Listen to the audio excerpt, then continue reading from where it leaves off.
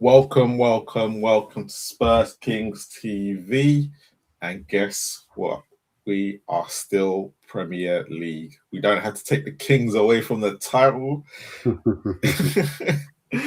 this hot Close. bank holiday Monday in England. Ash, you well?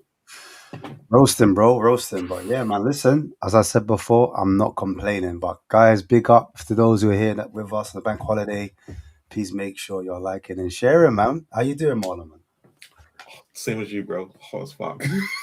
But we're here. I can't complain. This might be only, Yeah, for real. but we are good. Yesterday, how you feeling? Or actually, how are you feeling? Are you What about the result? about staying up? Listen, I always thought that we were going to stay up secretly. I just thought West Ham wouldn't get the result over the line. I Yeah. wasn't sure if we were going to win, but I said to you guys before in other shows backstage, I said I would really like to see what this De Zerbi team looks like when he's given a full season. I want to see what he can implement. I'm a fan of the coach. I do like him. Yeah, So, agreed. yeah, I just want to see how it goes the next season, one game a week, and just take it from there, man. You got to give De Zerbi his props. He's a miracle worker. I totally admit when he came in, I didn't think he'd get them to where they got to. Everything was just against us. So I'm not going to sit there and say I thought we'd survive. Up until last weekend was the first time I went, we're safe. Okay. When West Ham lost to Newcastle, I went, we are safe. And that was the first time I switched from Yeah. that Fulham game. Do you remember? Yeah, I was yeah, like, yeah, no, yeah. we're going down, done and dusted. Remember. But yeah, look, I'm happy they survived. I'm relieved that they survived. Mm. But there's open heart surgery now to be taken. And I've Spurs fans that at the moment, there's some things I'd like to say to them because they need to open their eyes too. We need to have a reality check to all of us, but we'll see where we go. We'll see how we go. But let's bring out the man who's always with us, if I can. Lauren, you well? Yeah, I'm good. Happy? Yeah, I was always happy. I always said that Spurs were going to stay up no matter what. We had 2 weeks where you. Yeah, I think it was kind of like yeesh. But I did feel that it was going to happen, and I just felt like West Ham. I think the game that changed it was the Wolves game. Yeah. I think that was that getting that win, and then the Aston Villa game carried on over, and I think the Newcastle game, like you said, West Ham. Newcastle and Arsenal, I think how they lost those games, it's said. But yeah, even getting the win, I think that was good to get the win at home and get a clean sheet. And I think you called them, Marlon. You said Spurs always beat Everton. Yeah. So it was guaranteed. And that's when I knew. I will openly admit, when I knew we had Everton on the last day, I was like, we're not losing to Everton. If we lose to Chelsea, we're not losing to Everton. Yeah. That's why I said it was always going to be. There was never going to be a situation where we were going to lose to Chelsea, who we always lose to, but then not beat Everton. It just made no sense. Yeah, it was fitting how it all happened. Like I'm sure we'll talk about it like once the last guest come on. But yeah, Spurs staying up. But like you said, it's what I've been saying as well. Yeah, going down or staying up, big changes. Enoch has to do something. There is no pussing around. No, oh well, we won a trophy. Oh, we finished sixth. We had a successful season, because they didn't. No chance. So now Enoch has to, and according to reports, things are already in motion to get things done. We'll talk about that. Yeah, I know Ash was going to talk about that, so I left. I let him steer it. Yeah. Let's some interesting developments. So let's bring some good, maybe some bad. Eugene, Mr. Money Man himself, as the people know now. How are you, my friend? Oh no. Hey, I'm good, man. I'm excited to be on after the most important game in Tottenham history. You probably, if you called on, on me, if you have to find an American, probably everybody else is out and about and partying, but I'm glad to be on, boys. Big up, man. Good to be back. Come on. Big up, Eugene. Big up. Thanks for coming on, always. So Ash, where do you want to start? And You steer the show today because there's so much to talk about and unpack. And I know, as soon as I saw most of the news, I thought this is an Ash show. This ain't a Marlon show. This is your time. No, not even. Because look, we just played a game yesterday, so Yeah. I mean, I'll just kind of get past that bit first. Obviously, we did the preview to Chelsea, so I'll just quickly talk on that.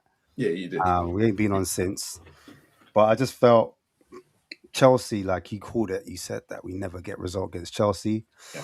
And what I tried to do was reverse George, innit? I tried to do the whole like, yeah, we're gonna win, then hoping that it would turn into a draw. Yeah. But it just turned into a straight L, innit? It was a straight loss. But it's funny you started to say that because yeah, most of them players that played against Chelsea, the ones that have probably carried us through this weekend, were so poor against Chelsea. Yeah. Like Paulinho was poor. He was so poor.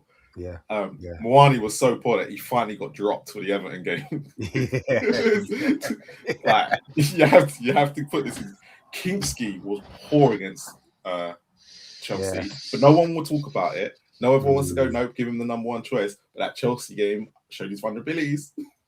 I mean, I think it's a divided one because some people say he should have saved it, and some people say that, you know what, that curled around him. I'm like, like if you said it, Marlon, you said, oh, you should save that. I'm like, you know what, I'll give you that one. Do you know why? Do you know why I think he should have saved it? And it wasn't the fact that, and I totally agree with what you just said, that last bit where it curled at the last minute. Yeah. But for me, because I was there and I was behind it, he moved so late as a goalkeeper. His feet, he didn't move quick enough. And by the time he moved, I was like, you've moved way too late. You're never going to get there. And I was just like, okay, look, it's for me, obviously everyone's calling me out for Kingsley because I said he don't shot stop. You're like, But it showed his vulnerabilities again to why I still personally think he can't be our number one going forward. Okay. And for me, and the problem is, and I'll get into that later on as well, to the reason why I think he can't be our number one. But then people asking for him to be our number one can't be calling for Lange to be out, because most of the players that mostly everyone wants to keep at Tottenham, when you hear the Archie Grays, when you hear all the players that are all the ones that Lange just signed. So I'm like, I'm sure there's lots of people that disagree. But to be fair, he made it up against Everton. Like that save he made again was at him. It's the importance of the situation and the timing to why it was a good save. Strong hand, the rest of it. Yeah. So it's a mixed review, isn't it? To be fair, like I thought Maddison was poor when he came on against Everton. I don't think he really impacted the game too much. I don't think he did too. Like he was a bit, for me anyway. I thought he was a bit weak, non-existent. Didn't really put his foot down in the game. Chelsea game, I felt was a little bit more about him, but not much. But yeah, like you said, that Chelsea performance, it was like the first 10 minutes, I felt we kind of played well. Yeah. And then they got a shot. And then after that shot, we had the tail chance, hit the post. And then after that, they scored. And then it was just all Chelsea. They got confidence in it. And we just didn't have enough to cope with that. And then I thought like the second half, we tried to kind of like come out with some energy, but they just had a bit more quality than us in midfield, I felt. Yeah. And then the game, like there was the second goal, obviously Moani. Like it's mad because Bentancur does this. Like, yo, I'm here. But then he steps forward and then Moani passes it and it's just a through ball into Palmer. And then the rest was history, do you know what I'm saying? And then even the defending in the box. Oh, that was all over the place. Yeah, I'm saying. Yeah. So I know everyone's going to blame Moani, but you have to look at Danso, Van der Ven, and how they all defended it. You're like, oh my god. So for me, like Drake says, it was a combination. Yeah, you get it. So I just thought, we got the goal back. With Porro putting it back and then saw the cheeky back heel, whether you meant it or not, I don't mind. It just looked classy, and then obviously Richarlison has to finish from that angle. He ain't gonna miss from there. And then, like fast forwarding to Everton real quick, sorry, because I've gone on a bit about Chelsea. I just felt the first half is where like the fans were just galvanized those players. They were just roaring them on. The noise in the stadium. I think the two kind of counteracted with each other because the players were on it, the fans were on it. They did play really well in that first half. Yeah, that first half. I mean, I know it wasn't like mad shots, like testing the keeper, or we open them up because it was off like the back of, I think, a lot of set pieces, so like corners and free kicks. Then we created a shot. Yeah, it's what it is. Listen, sometimes you just got to work because I want to ask a question after this anyway. But I just thought in that particular moment when we were getting our chances, whatnot, it was around that. It wasn't really like the Zerbi ball, if that makes sense. Like, so I was going to ask the panel, like, if they think we've seen the Zerbi ball yet, but we'll get into that anyway, man, later on. But yeah, just talking about the game again, I just thought the second half, they kind of stepped up a bit. So they had more of a high line, like they put more of their bodies into our box and we had to defend a bit. And yeah, it was a bit of a nothing because we didn't really, apart from when Gray came on, yeah. Can't say that, but when Gray came on. Hey, listen, Gray is player of the season, by the way, guys. Gray is player of the season. That is another conversation. Oh, yeah. Well, I'm sure we'll get into that as well. But like you said, Tyreek George did his thing and then had that shot. But apart from that, there had a few shots that, like, not...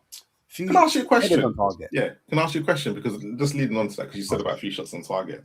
Apart from the Tyreek George shot, did you ever feel, even when Everton were pressuring us? Nah, I didn't feel nothing, bro. Yeah.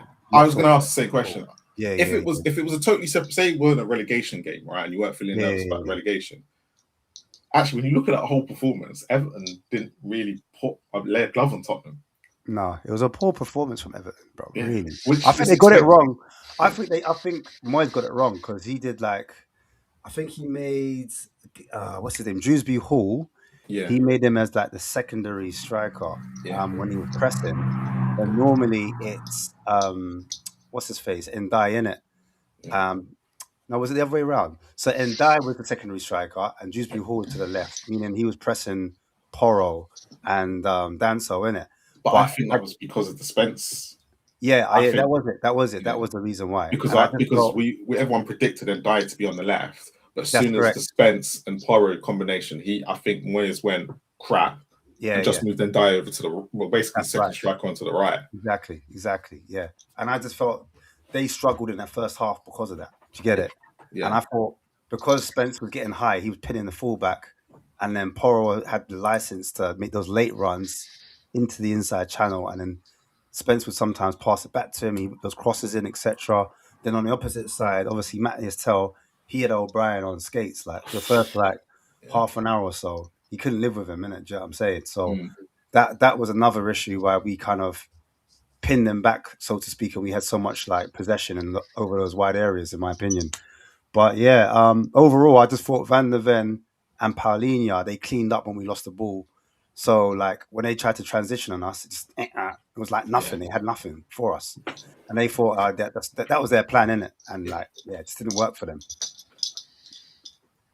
Oren. No, actually, let me start with Eugene. I always leave Oren to last. I'm last, man. Eugene. So you've heard Ash's analysis there.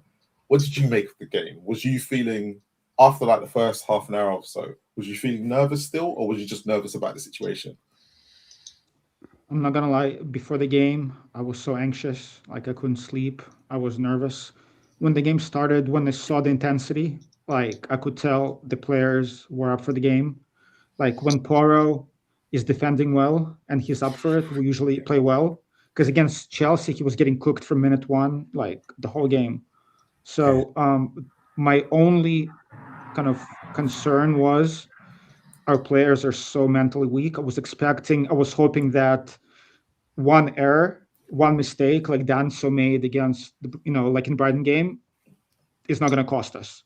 Because I could see that we're going to be playing well all game long.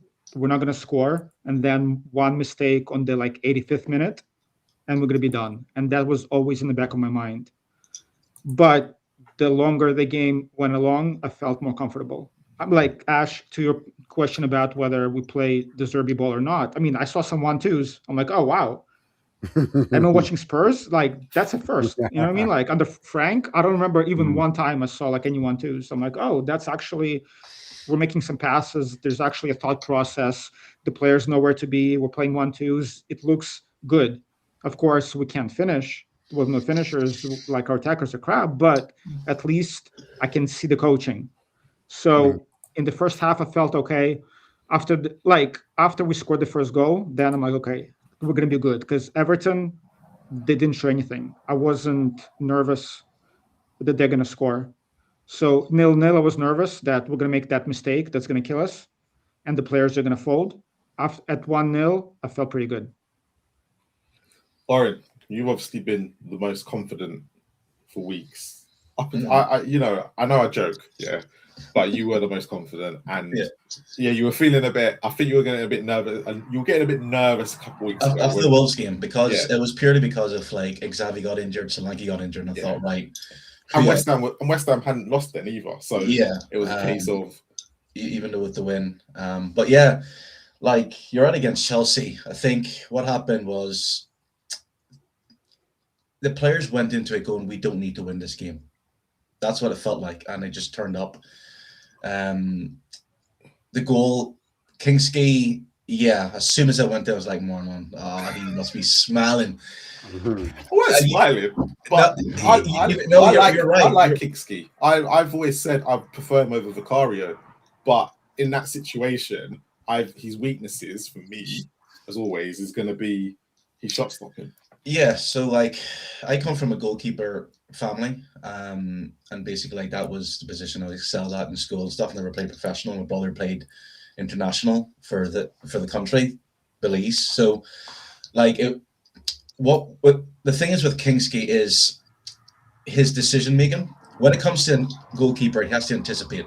Yeah. So basically, he has to be able to go right. The shots happen. So I think what happened, he thinks it's coming in the swirl, like it's around the player. Yeah. So he has to make a decision, and by the time he's made a decision, the ball's gone past him. Yeah. You know, that's something he can probably improve on. Yes. Anticipation. Agreed. And that's when people are misinterpreting what I'm saying about him. Yeah, he can. Yeah. Apart from that, though, I think like, and then the Callum Mwani goal, but I just felt the whole Chelsea game was, we don't need to win this. You know, that because of West Ham losing against Newcastle. Fast forward to Everton game, I have to say it was the longest. I WhatsApp you more. I was like, it's the longest football match I've ever watched. Every second felt like a minute. Oh yeah. And like 9 minutes at a time. Even though I knew Everton wasn't going to score, but I thought, like you can see it in the fans as well when West Ham scored. They were like, "Oh, for fuck's sake!" I'm like, "Spurs are winning." That's good. And Everton had to score 2. Yeah, as well. And I think we all kind of forgot that because we were like, if Everton score 1, we're finished. But we actually wasn't. Yeah. And I think like the players stepped up, and like Paulinho, that man has to sign the contract. I don't care. I don't care if he doesn't play half the games next season, but 2 goals he scored. Don't upset Ash. No. Here's why. It's like the goal against Wolves got that team winning, and I think if he hadn't scored against Wolves, Spurs would have played the same way against like Aston Villa.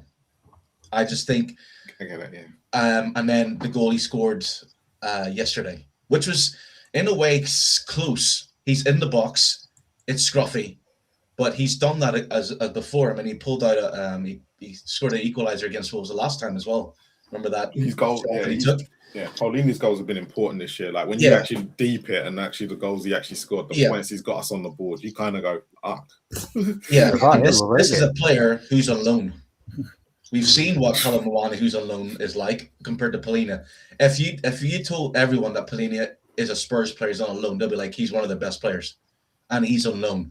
So even the dedication and the mentality, and the Zerbi says, no, we want to keep him. So I can understand why some fans will go against it, but his attitude, his mentality, his winner, his never die attitude is what needs to be kept at the club in that changing rooms. But just on that, like if you go back to the Chelsea game, you remember me and Ash was going back and forth about I'll get So basically, when you look at the Chelsea game, Ash was perfectly right in what he was saying.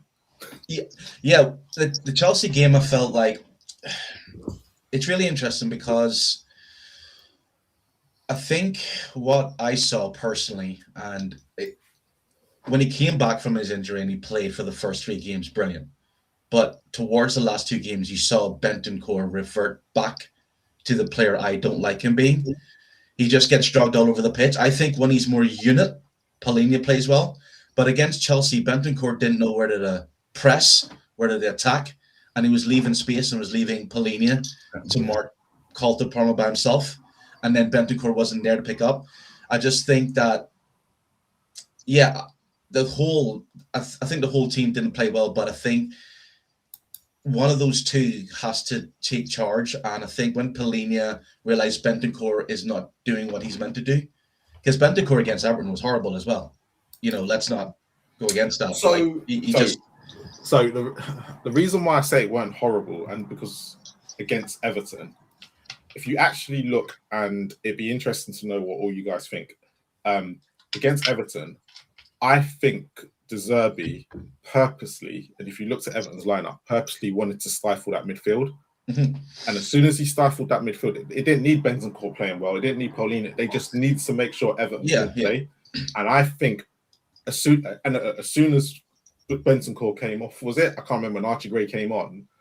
That is when Everton were just completely on top of us and started to open us up a little bit, because they didn't have the two of them marshalling and being able to stop them like they did. They still Hickinson Stadium as well.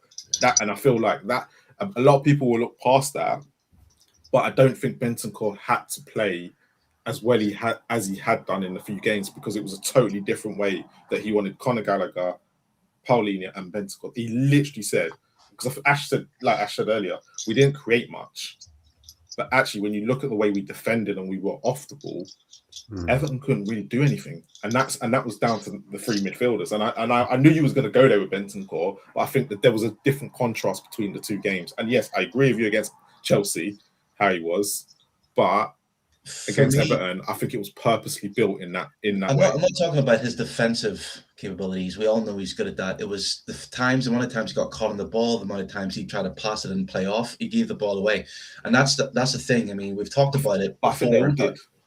Yeah, but that's what I'm talking about. It's like Bentancur is meant to be that. When he first came to the club, he's meant to be that guy who can pass the ball from deep. That's gone. And I'm not going against him. I can understand. Maybe the fatigue finally caught up with him. He's on adrenaline. True. And the fatigue that's got. So I'm not going against him. I'm just thinking it's over. The season's finished. Spurs have survived. But now this is where the work starts. I've said it all season. This is the best thing that can happen to every Spurs fan. I know it sounds mad, but ENIC now no longer has, we finished 6th. We won the trophy. It's Spurs finished 17th.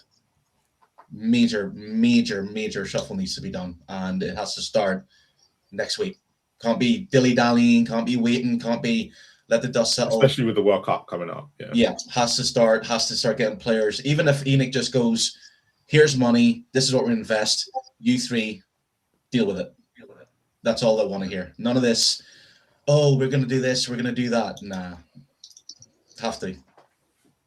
Adrian, welcome. Been a while. Yeah, it has. I think I've been on your show once or twice, maybe in the long distant past, many moonshots ago, Marlon. We'll finally bring you on for a I've podcast. invited you before. Your daughter's been doing ballet classes and things like that. Actually, been on a few times.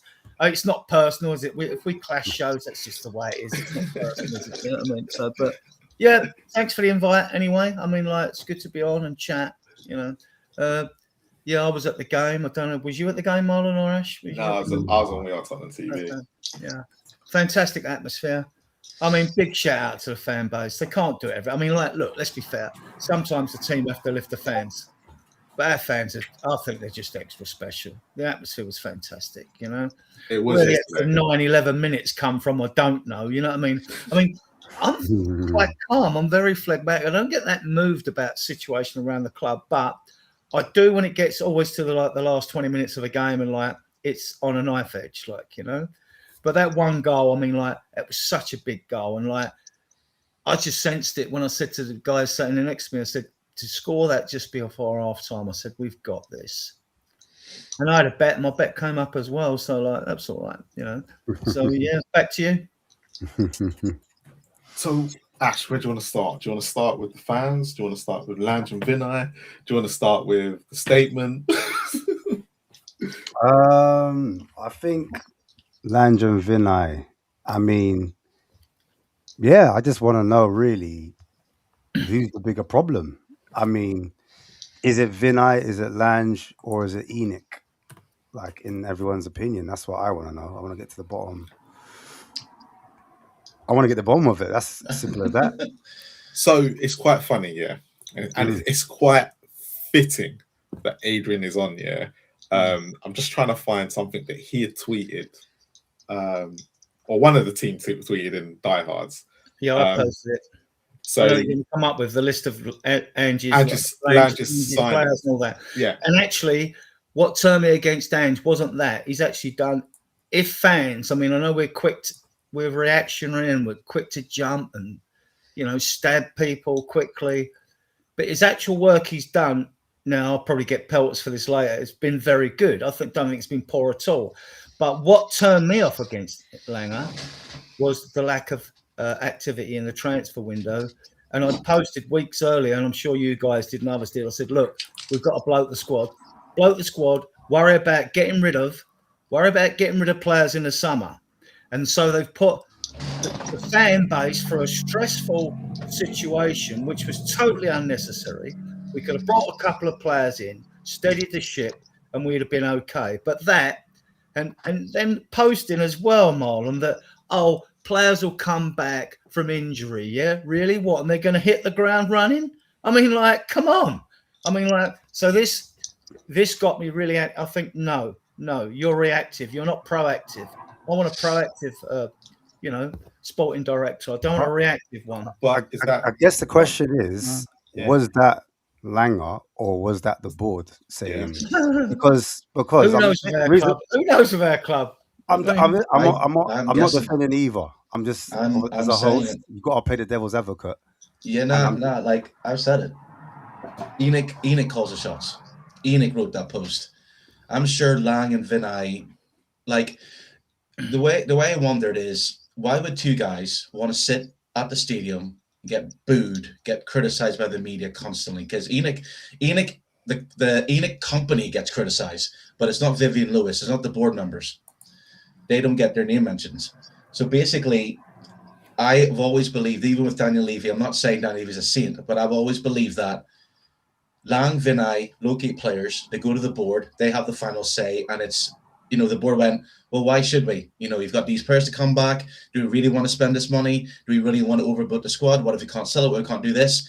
And it's like going up to your boss asking for staff, and the boss looks and go, well, you've got loads of staff. I'm like, but they're rubbish. Okay, well, if you do this, if you meet this quota, then you can get new staff. You meet your quota, you go back to your boss and like, sure, you met your quota with these stuff. You don't need new stuff. I just think it's no coincidence how you have two guys who've came in, and it just seems to me like their hands have been tied by Enoch. And I think, I know fans want both sacked, but whoever comes in will face exactly the same issue. Daniel Levy was just Daniel Levy's like a prime minister. He was very good at being the face in the front, but we all know that every prime minister and every president, they have massive corporations behind them telling them, you do this and you be the face of it. It's no coincidence. Like, I don't think Lang wanted to sit there and go, oh, well, we have players coming back. We don't want to, I don't think he wanted to do that. No way. Go on, Eugene. So look, but by the way, that list is shocking to me. I disagree. Looking at the players, but it's shocking. So Eugene, look, we know most Spurs fans are looking at that list going, I like that player, I like this player, I like that player. So forget you for a second. These are Spurs fans who want Lange out, but look at what they're saying is successful compared to unsuccessful. And if you look at the way they all defend Lange's players, they will. A lot of Spurs fans will defend people like Archie Gray, Bergvall, Kingsky, Dragic, not one of them, but you got to look at Kudus, you got to look at Simmons. He signed these players, and people love them. So why all of a sudden do they want him out? But look, we saw Paul Mitchell worked under Levy with similar restrictions, I'm sure, and we all know what players he was signing for Poch, right? And what players are coming in right now. Like, when I went to bed last night, I was really hoping if Enoch had learned their lesson, I'm going to wake up and I'm going to see on X that Lange got fired. like we saw AC Milan. They missed out on Champions League. They sacked everybody, the coach and the whole front office. Everybody's gone. That's what the big club does. So I was hoping I'm going to wake up. If I see Lange out and Vinay out, then ENIC might have learned their lesson and maybe something will change. Because there is no way they went to the last game of the season and they're evaluating the job that Lange has done based on the result of that game. They should know whether he stays or he goes. They should have known months ago. And yes, I agree. ENIC is the ultimate issue. The budgets that war chest that we've been hearing about for years. However, based on the money available, the business that we've done or the lack of business has been shocking. So, and just his track record, look, when a DOF has been let go by Aston Villa, who at that time were below us, who was demoted by Aston Villa, and he's good enough to come and be the UF for Spurs, that's crazy to me. He hasn't shown, he's not composed. Like, he has no track record of doing anything great. And now we're seeing... Eugene, you're right. But would you have taken at the bottom here, look, you've got Bailey, Torres, Tielemans, Watkins. We've just won them basically a Champions League. Tielemans was a League. free, right? Watkins came from Championship, Brentford, I believe. Brentford. From Brentford. Oh, for Brentford. No, I mean, I would have, but...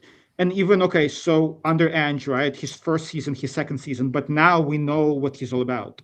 Now we know what happened in January.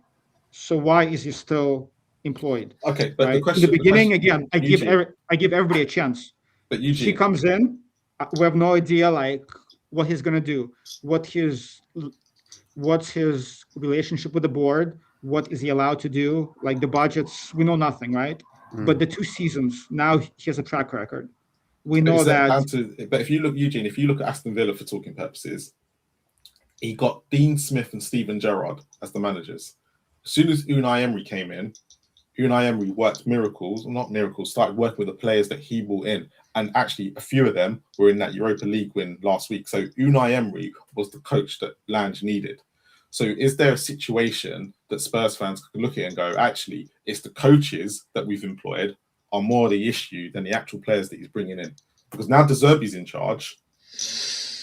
But look at, like, outside of Kudus, which player on that list would you say, yeah, he's a starter? Not me personally, but if you look at the way Spurs fans talk up most of these players, most of them, apart from about 5 or 6 that haven't really worked out, we're still talking about Vuskovic, who has never even touched grass on a Spurs shirt. Okay, you got Xavi Simons, who people go, okay, everyone knew about him in Europe anyway, but a lot of people won't want to sell him. You've got Archie Gray, who everybody is going, is the next generational talent. He's this, that, and the other. You've got Bergvall again, who everyone, we beat Barcelona to him. Oh my God, this, that, and the other. So when you start looking at the signings he's actually made, and even Kinski now, people are sitting there going, he should be our number one. So actually, but Marlon, I would say just before we come in, that the remit for Langer was that, or Lange, whatever you want to call him, was that he needs to bring in young players. They want to move in a different direction, and so. Was he not just doing his job by bringing in the Bergvalls and the Vuskovics and the Archie Grays to do that? So, the problem with that is, though, like, we were bringing in players with potential, and they've shown potential, and they're still developing, but we weren't bringing in oven-ready players. That's the difference, and we needed oven-ready players. So is that down to Lange or ENIC? That's what I've been saying. I think it's we don't know if Langer.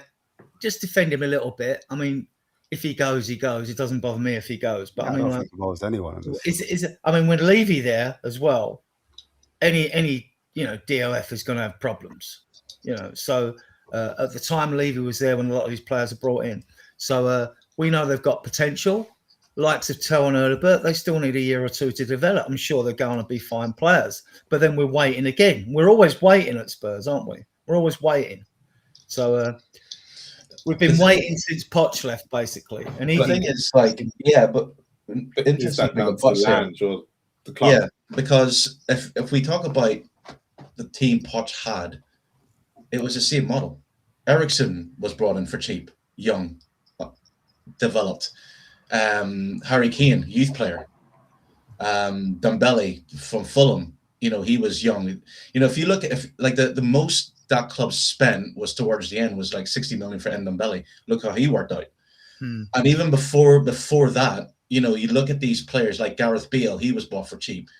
Every manager, the Spurs history is buying young. Spurs went from Alan Sugar days was buying young players, they get good, sell them on. Then it was buy these young players, Poch made them good, Dele Alli and everything else, and it was keep them. Now the thing is, it's the same module now. So I think what ENIC has always been is buy young players, get them good, and sell them on.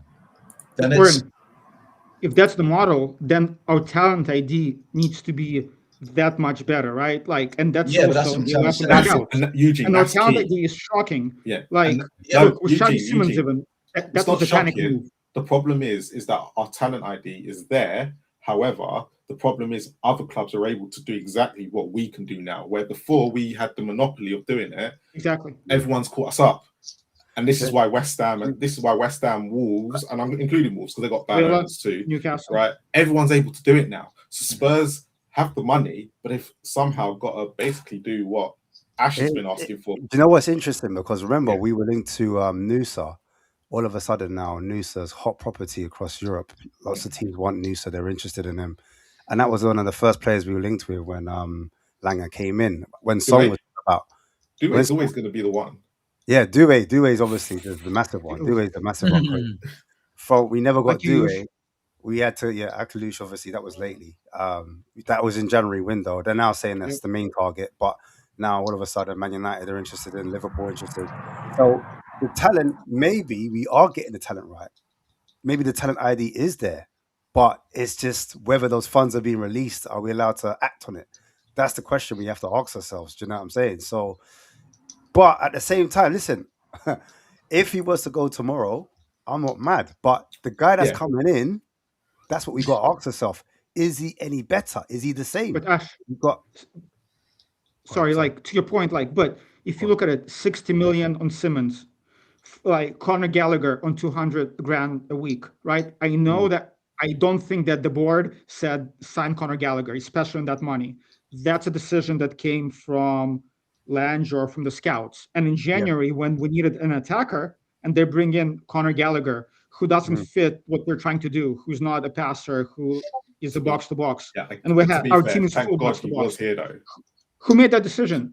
So that's the thing. It's like we're bringing in somebody on 200 grand a week who doesn't even fit what we're trying to do, who doesn't fit the squad composition. And we sold. Exactly made it fit though. But it did because Bentancur got injured. That's now. Bentancur got injured, and Conor Gallagher was someone who came up cheap, in a way. And but 200 grand a week, that's not cheap. We never paid that much money for anybody. But like, it's not cheap. For how much? Conor Gallagher?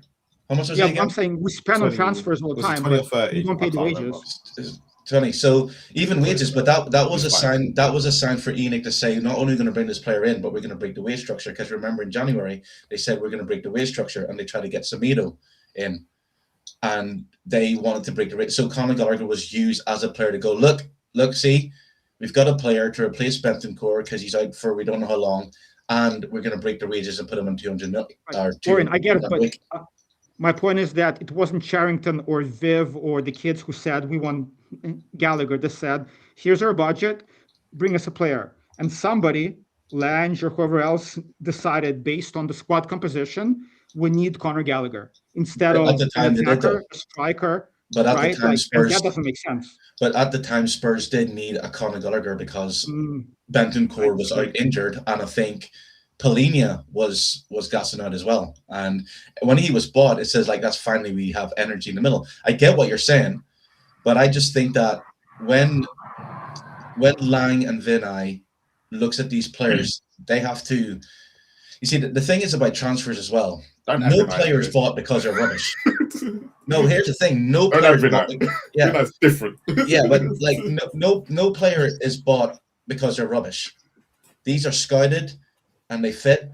Basically, it's up to the player to then come, because I know for Spurs fans, they look at players that have flopped, but you go through every single club And Man City bought players, 100 million, pay them like Jack Grealish. Look at him, 100 million. Mm. So these players all flop. So basically, it's now like me and Marlon has talked about it a while. It's basically when you buy players and they come to Spurs, are they in the mindset of we don't need to perform to the top level because we're at Spurs? If you go to Man City and you don't perform for 4 or 5 games, you're getting dropped. Simple as that. There is no ifs, ands, or buts. There is no, oh, we're going to give him a try. You're going to get dropped. But when you come to The only thing is, I would say that with Conor Gallagher, I do remember Ange wanting him. That was one of the signings that he wanted, which is what under the same regime, which is Langer. So they would have looked at that player, and then they would have. It's not like it came as well at the time. And Frank, obviously Frank suggests as well. But again, it goes back to Eugene's point. Are we signing too many players that have similar profiles? Like if I look at Paulinho, Bentancur, Gallagher, they're quite that Bentancur out of the three of them, he's the one that's slightly different. He's got a different mold to him. I think Gallagher, like you said, Oren, is an all-out action, energy bunny, up and down, covers a lot of pitch, wins the ball back high up. But in terms of like what we needed, everyone was screaming out for a passer or maybe a tempo setter because we kept losing the ball in the midfield and there was no one that could kind of put their foot on the ball, so to speak, or was press resistant, more importantly. So anytime we did get the ball, we passed it backwards or sideways, or when the ball was received to the player, because they're not very good under pressure, we would lose it, or they would panic it and hit it long because they just didn't have that kind of, they don't have the technique in their locker. And also, when you're looking at a footballer and you're looking at characteristics, do they have the IQ to know where to be on the pitch? Do they have the positioning when they're on the ball? Off the ball, all of these players know where to be. They're very good footballers in terms of, like you said before, 4-4-2, they know where to be. Bentancur, Paulinho, they complement each other. Even Gallagher, you see him organising the press when he goes out. But what we needed at the time, especially when Bentancur comes off the pitch, you can see the midfield suffer. Paulinho suffers when, in my opinion, when Bentancur comes off and you bring on an Archie Gray. Do you know what I mean? And that's not a slight on Archie Gray, because Archie Gray will. No, I'm saying it's not a slight on Archie Gray in terms of his development, because I know he's still got years to develop. You know what I'm saying? So I'm not trying to dig him out, but I'm just saying that the levels drop if you take Bentancur away from Paulinho, and I think goes back to the point. We needed someone that has a bit more guile, a bit more gumption under pressure when they're being pressed.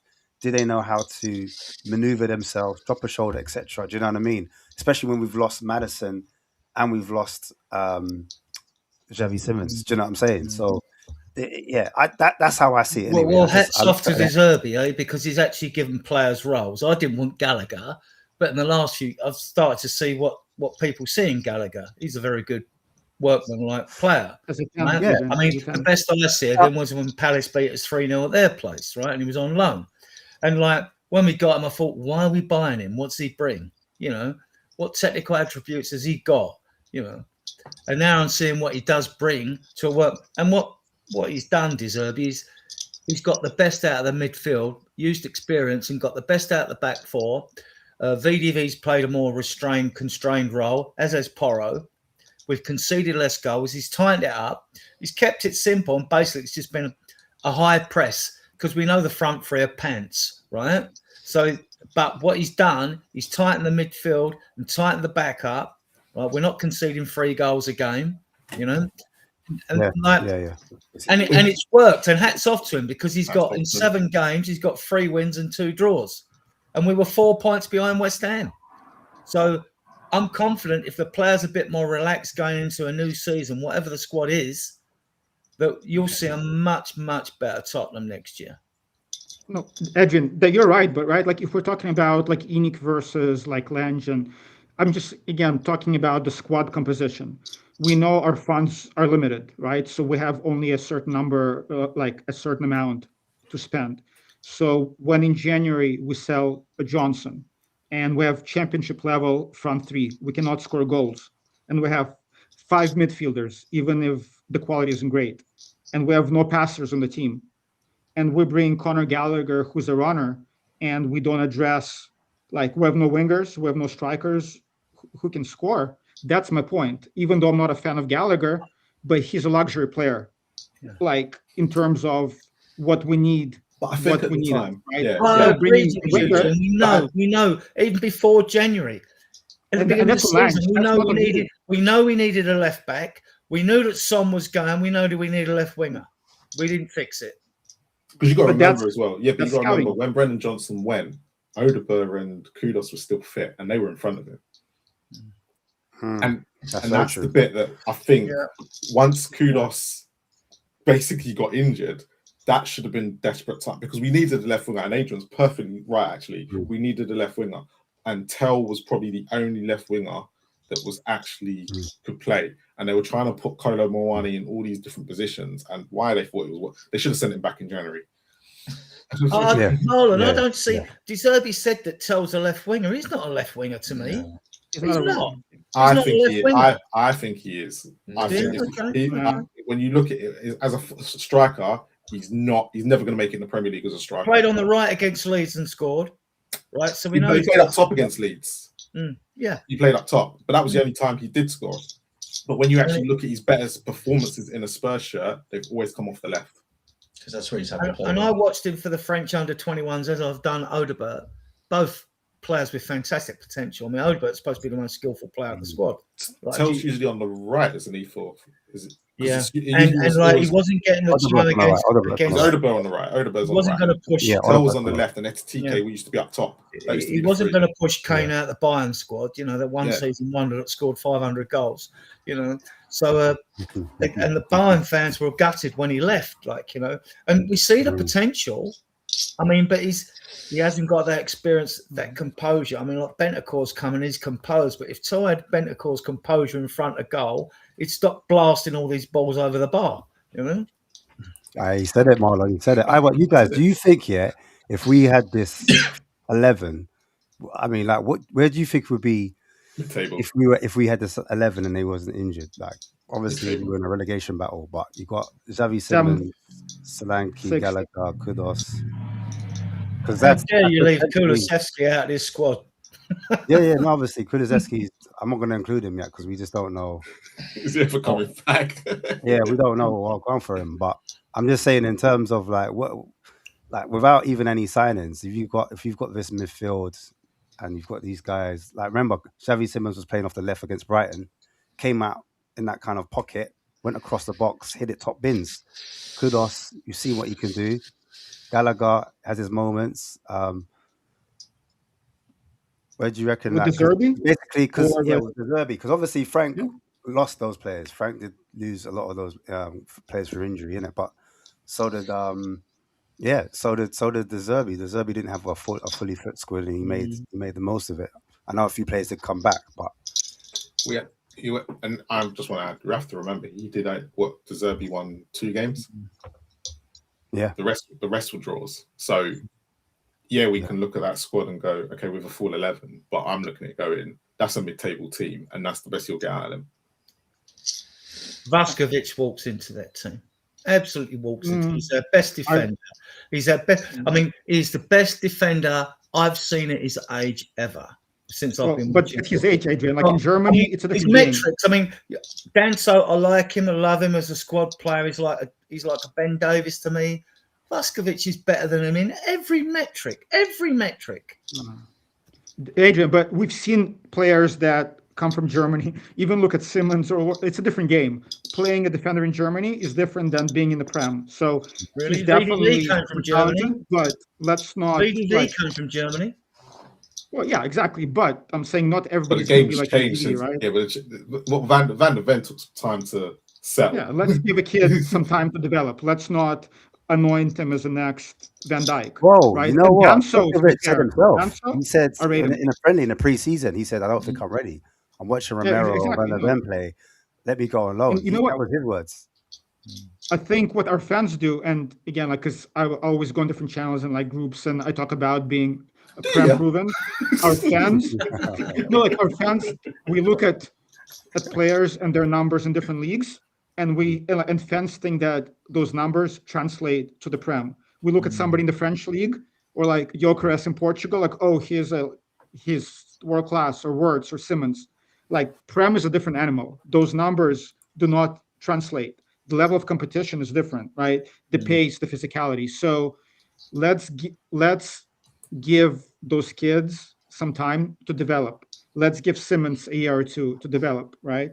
But our expectations also need to be adjusted accordingly, right? And our scouting, when we pay 60 million for Simmons, we need to think, is that the best investment, right? Do you trust think about Enoch? it. Do you trust Oh, Enoch of course not. to back De Zerbi? Because obviously there's a lot of De Zerbi talk and That's the a lot of thing. positivity around it. Like I've said from the start of this show, they have to. They have no choice. I mean, when I say trust them back multiple windows, because I'll be honest, They have no choice. Ange's first season, it seemed like he got backed, in my opinion. Like he got Maddison, he got Van der Ven, he got quite a few players. And then I'd say Frank's first window, a lot of people say he wasn't backed. But I thought you got Simmons and Kudos. I'm like, those are two like It's quality. his football. It's his football that was dead. Football was just So- dead. That's what it was, really. I'm gonna quote Stell here, yeah, of all people. I know he went for Stelligation, but he did say something yesterday, and I went, actually, he's actually spot on with this. When it comes to a situation where Enoch needs to spend money because they're so low down in the table, they'll spend it to reach back up to the Champions League spot. Enoch will do that. The problem that we'll have with Enoch is when they get to that spot, they'll settle. And then that's when we'll start to see the decline again. And at this present moment, I think what we're going to see this summer, and we probably will, they realize from 17th to Europe again is a massive, massive gap. And they will spend that money to cut that gap. So for you, Marlon, Yeah. like, and I know this is like pedantic, it's like I Yeah, shouldn't really do this, but like if there was a figure and you'd say, okay, I think De Zerbi has been backed, like what number would that be? Like, is there a number that you think, all right, cool, you spend? So there's not a number, there's more of a player issue and how many players are brought in. Like De Zerbi said yesterday, there are 12 players that's what he said are good enough to still be at Tottenham Hotspur. Right? We can have a guess who those 12 players are. It doesn't really matter. But we need a squad of 24. We need to bulk the squad out like we did when Ange's first season. Because Ange had injuries that first season, but because our squad was so bloated, the injuries didn't really have an impact on what was happening. It was the season after when we sold most of those players. We've got European football. Højbjerg skips. He got rid of them all, and it was kind of like, hold on, you haven't really backed him. So for me, I want to see, and this is just me, Frank, if I don't see 7 or 8 players coming in minimum in the summer, then De Zerbi's not been back for me. If I only see 3 or 4, then we're not expecting any difference to what we saw this season. De Zerbi's just going to produce miracles at certain points, but that'll be it. The argument is across the board, and anyone can answer, because we've got one game a week, do we need to see as many players come in, or do we need to see more quality come in, if that makes sense, as opposed to quantity? Bring up your 11 again. How many of them players are likely to get injured?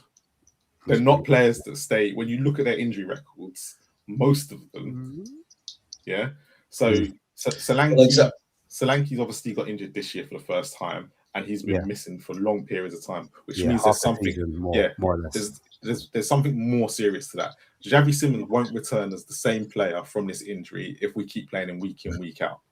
Correct. Okay, so you've got Gallagher. Kudos gets injured. He got injured at West Ham. He's got injured here, and he's missed a bigger chunk here, and he's not happy with our medical team. So again, you need another. Madison called him out as well. Carry on. Okay, Bentancur. Since his injury, he's always gone a period of getting injured every season. So again, you've got another player there. So your doggy. Let's not even talk about your doggy. Waste of a conversation. Okay, so you look at half that 11 that you put up already, and most of them are going to get injured at some point. So you're looking at that. You're going to need quality replacements, even just for them, before you even start to get onto the quality of 4 or 5 that you need.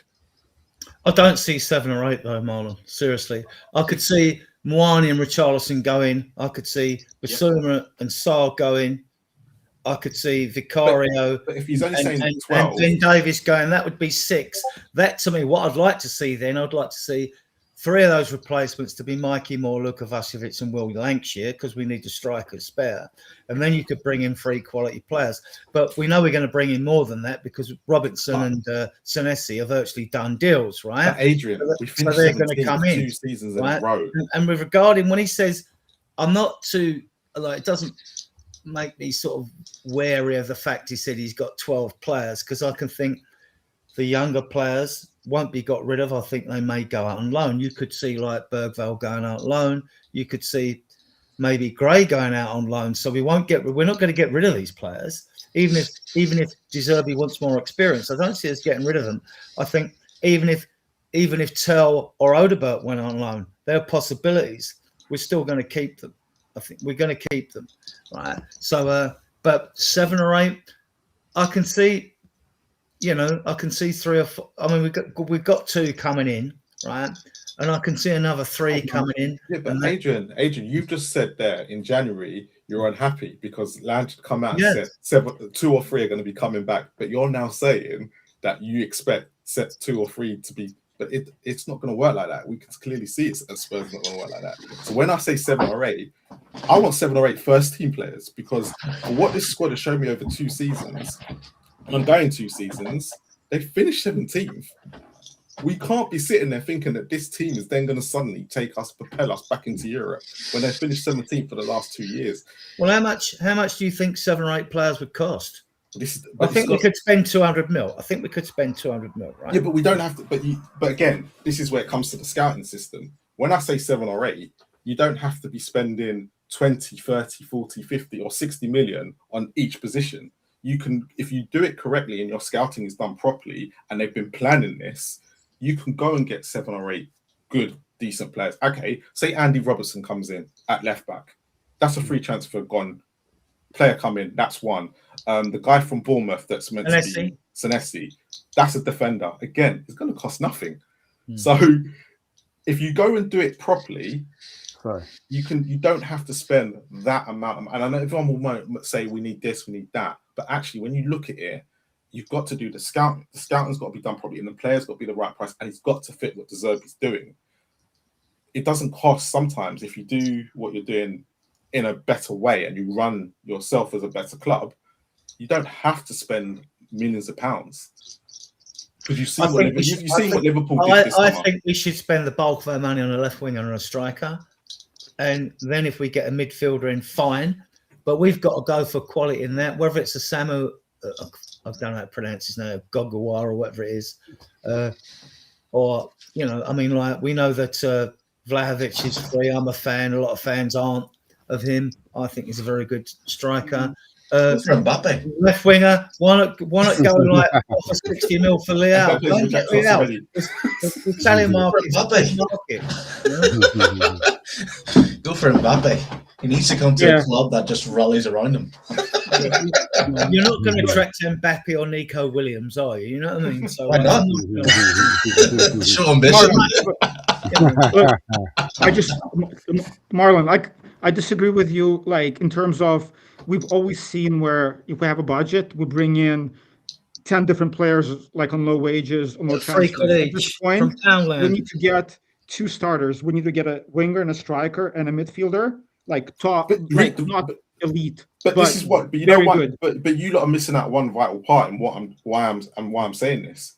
You're trusting our medical team to keep these players fit when you've clearly seen for the last 3 or 4. So you're going to bring in 3 or 4 and spend all that money, and then they're going to end up cropped like Xavi Simons for 6 months. I don't know, like, we need more, of course, but I'm just saying, right? If we're like, for example, but Robertson, that's an embarrassment to me. He should be in MLS.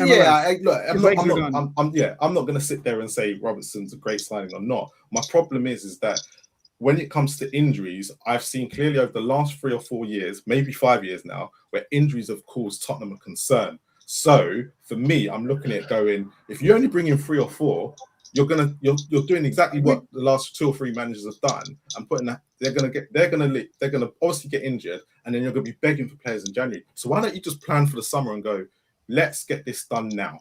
Let's go and get 6 to 7, and that's why I'm saying it needs to be a minimum, because I've seen, if I go and look at the research for the last 2-3 years, I know these players getting okay. We've got 1 game a week, but even under Ange, when we didn't, we still had injuries, and the medical team still cost these players.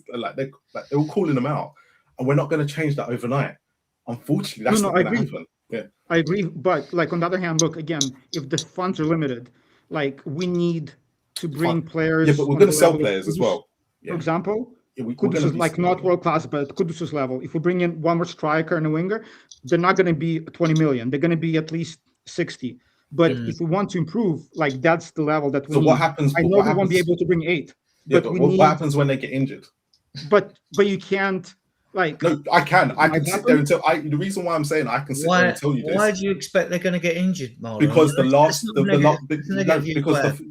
because the last 3 or 4 seasons, and including Ange's one, all I've seen is players fall. So I'm going by the statistics that are in front of me to go, that's guaranteed that's going to happen. But you can't go into a transfer market thinking that way. That but you have to when it comes to Spurs, because it's clearly shown. I disagree, mate. So if you go and sign 3 or 4 players and then they all get injured, because the way everyone's complaining about the medical team, so you think they're not going to get injured when you clearly can see the stats behind the last 3 or 4 years. That's exactly what happens at this club.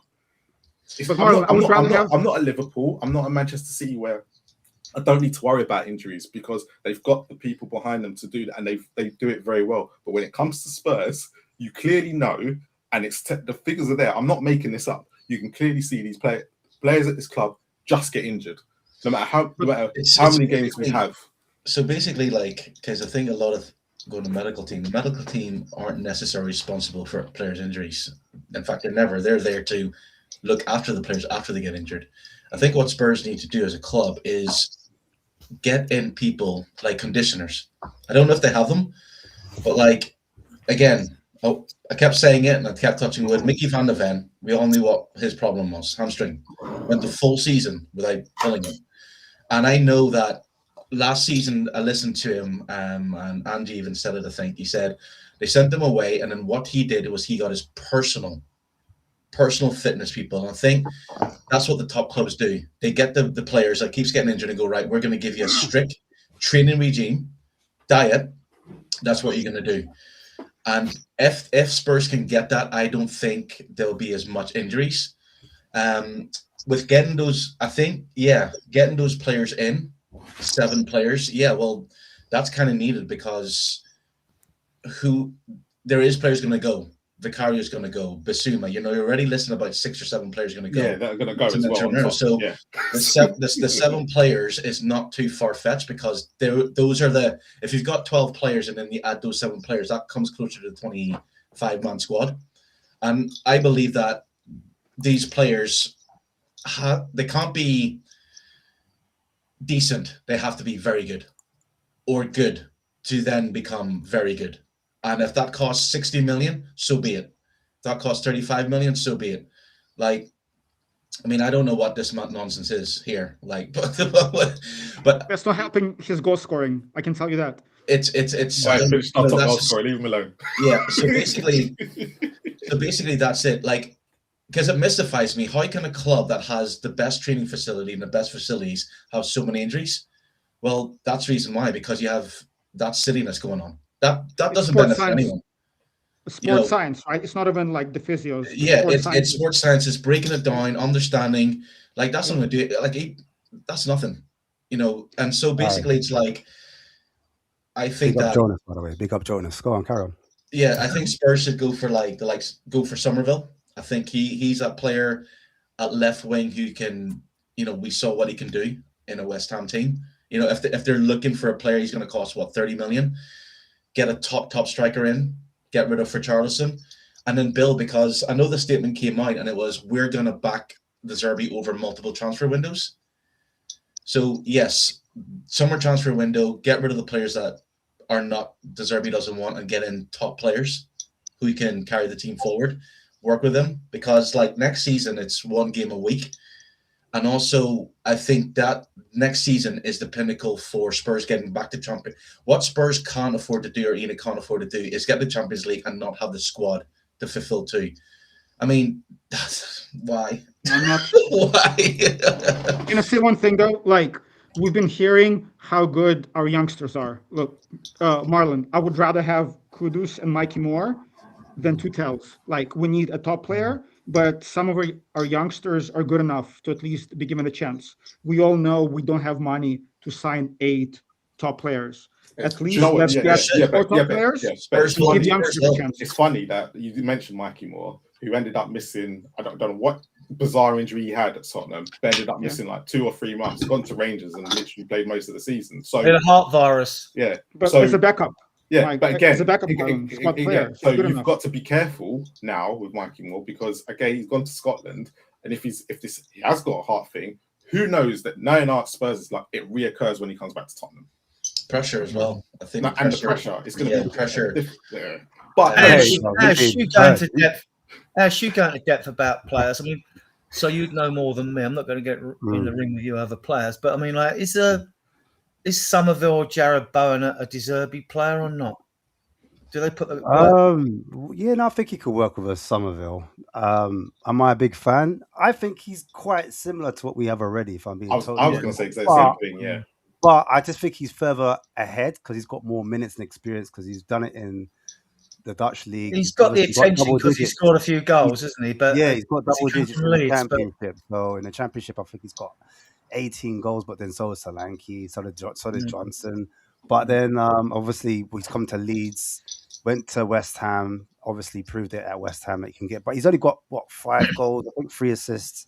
But just watching him, he does enter the box a lot more than some of our forwards. So I look at how many times you touch the ball in the box, how many times you get your shot off, your balance, etc. Are you getting pushed off the ball? Your shot selection, how calm you are as well when you're taking that shot.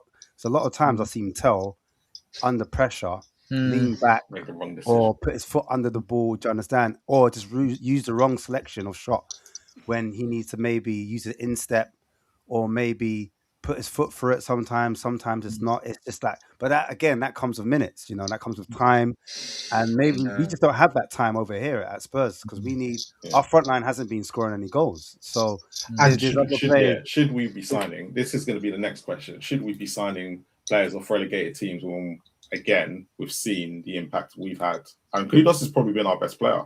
One of our best players up until he got injured. So West Ham are going to have a fire sale, aren't they? Yeah, but should we be signing players off West Ham, or should we be now looking going? Actually, we've got players like that already. We need to be upgrading and making sure the next sort of player coming in is better than what we've got. I'd say Marmoush would be my choice. I don't know. He's injury prone though, Ash. Now, he's injury prone, and he didn't show me anything at City. That's the thing. He's hyped up, but he didn't show me anything. It's what my argument is that Haaland's up top. Do you know what I'm saying? How much chance are you going to get at City with Haaland there? Do you know what I mean? So, we're 17th. So, do you know what I mean? I'm not looking at Marmoush. That's the thing. It's like the Spurs go for players whose level will drop because they're Spurs, or they have, you know what I mean?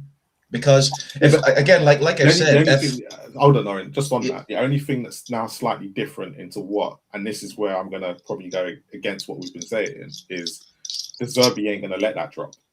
Yeah, I get that. Yeah. But then if he doesn't let that drop, can Spurs as a club afford to bring in a player who's getting, say, 150, 200 grand a week to sit on the bench and run away? There are a dearth of strikers out there at the moment. I mean, I would take not Jonathan David. I would take Vlahovic simply because when I look at videos of players and people say, like, what do you look for? I look for players with vision and move the ball quickly, can make things happen. And Vlahovic can do that. I mean, Son and Kane would do that. They would make things happen, get you a goal out of nothing.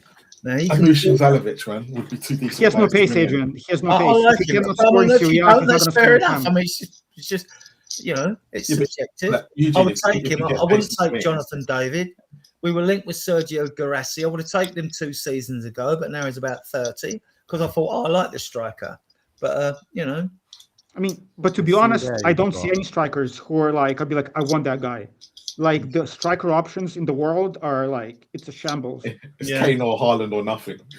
No, but like honestly, like tell me like 4 or 5 names who you'd be excited about. Like maybe some youngsters who I've never heard of, maybe in France. But if you look at the names of strikers, wingers, like I know there are a lot of options, but strikers who can score yeah. goals, I mean, this is what I'm it's saying. Vlahovic, I'll just show it there. He got 7 goals and 1 assist, so that's 8 goal contributions. Richarlison got 11 goals And and, 4 and, and assists. 4 assists, which is but 15 Ash in goal Syria, contribution. it's a different So, game, man.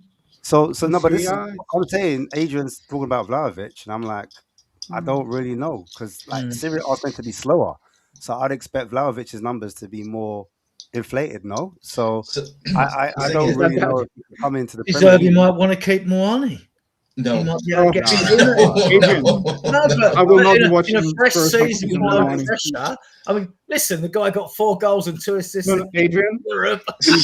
Adrian. I think Zazarbi likes Solanke. I think that's the main striker next I season. like I think he fit. Solanke. He likes As a Solanke. backup, Yeah, he'd he be said. okay, but not 15 as a goals starter. last season, Solanke, 8 league goals, 7 in cup competitions. I thought for his first season, I thought that wasn't bad. Because he got injured, all the fan base, oh, he's rubbish, he's crap, and all that. Fair enough, I'm used to that talk, right? I actually think he's got a better hold up than Richarlison, who's got the touch. But Adrian, the problem's I mean, not with his hold up. The problem is how many times he's actually in that box, and Yeah, that's exactly. the biggest issue. But it's He's our similar striker. issue, I think, to Walter Maida. Walter Maida, Newcastle fans have been complaining about him, saying that he holds the ball up, but he's not really on the end of things. Do you know what I'm saying? But Yeah. this is another player that De Zerbi likes. Do you know what I'm saying? So it's I want somebody with interesting. pace who runs the channels, who can actually Oh, like well, you know who's break the got a little line. bit of pace Jamie Vardy. that I don't really like? Mamouche. Tel's got a bit of pace. Yeah. Tel's got a bit of pace. But I Thing is, think we have to look. The thing is, as well, I think what we forget as fans is we don't look at how football has adapted and changed. Because, like Eugene was saying, 5 years ago, you can name top strikers. You went through the list. Fast forward to now, like Arsenal won the league without their top striker scoring all the goals. You know what I mean? It was Zach and, it was a number 10s. So are we moving into an age of football where the big number 10s who need a pace and run the channels, especially in the Premiership, that the games are playing, the heart of the games, is the world producing strikers like that? Brazil, well known for their strikers. Name a top 10 or name Brazil number 9 or number 10. That's the reason why Brazil ain't winning now, because they ain't got them. Exactly, but and even with France, I know it's going to sound weird, but Mbappe's not really a striker. That's what's his issue with Real Madrid. He's not a striker. He plays on the left wing. He's been asked to play as a striker. So if you think about it, Haaland and Kane is the only two. That's it. Ronaldo and Messi, man. It's Ronaldo. All the kids want to be like Ronaldo. Would you guys take Rashford? Would you take Rashford? Yeah, of course you would. Yes. Of course. Yes. Of course. Under De Zerbi, I would have. If De Zerbi don't stay, then I think Rashford's a better player than Tell all day long. Yeah, but that's the thing. Of course. How many years? But that's the thing. Here's the thing about Tell. Tell has all the potential, but Tell is, for fans who watch Tell, he's exciting. He has potential. He takes on players. He does this. Oh, he makes bad decisions because of experience. But Tell is a coach's nightmare, because Tell is like Garnacho. He knows everything. He doesn't need to be taught. He doesn't need, and that's the biggest issue with Bayern Munich. Is that what De Zerbi said? No, Bayern Munich. It doesn't matter what De Zerbi said. No, De Zerbi has never really bigged up Tell. He's bigged up Solanke. He's bigged up everyone else. But when it comes to Tell at Bayern Munich, he likes to do everything on his own. He doesn't like to bring players in.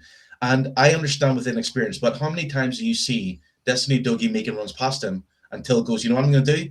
I'm going to take on these 2 players and I'm going to take a shot.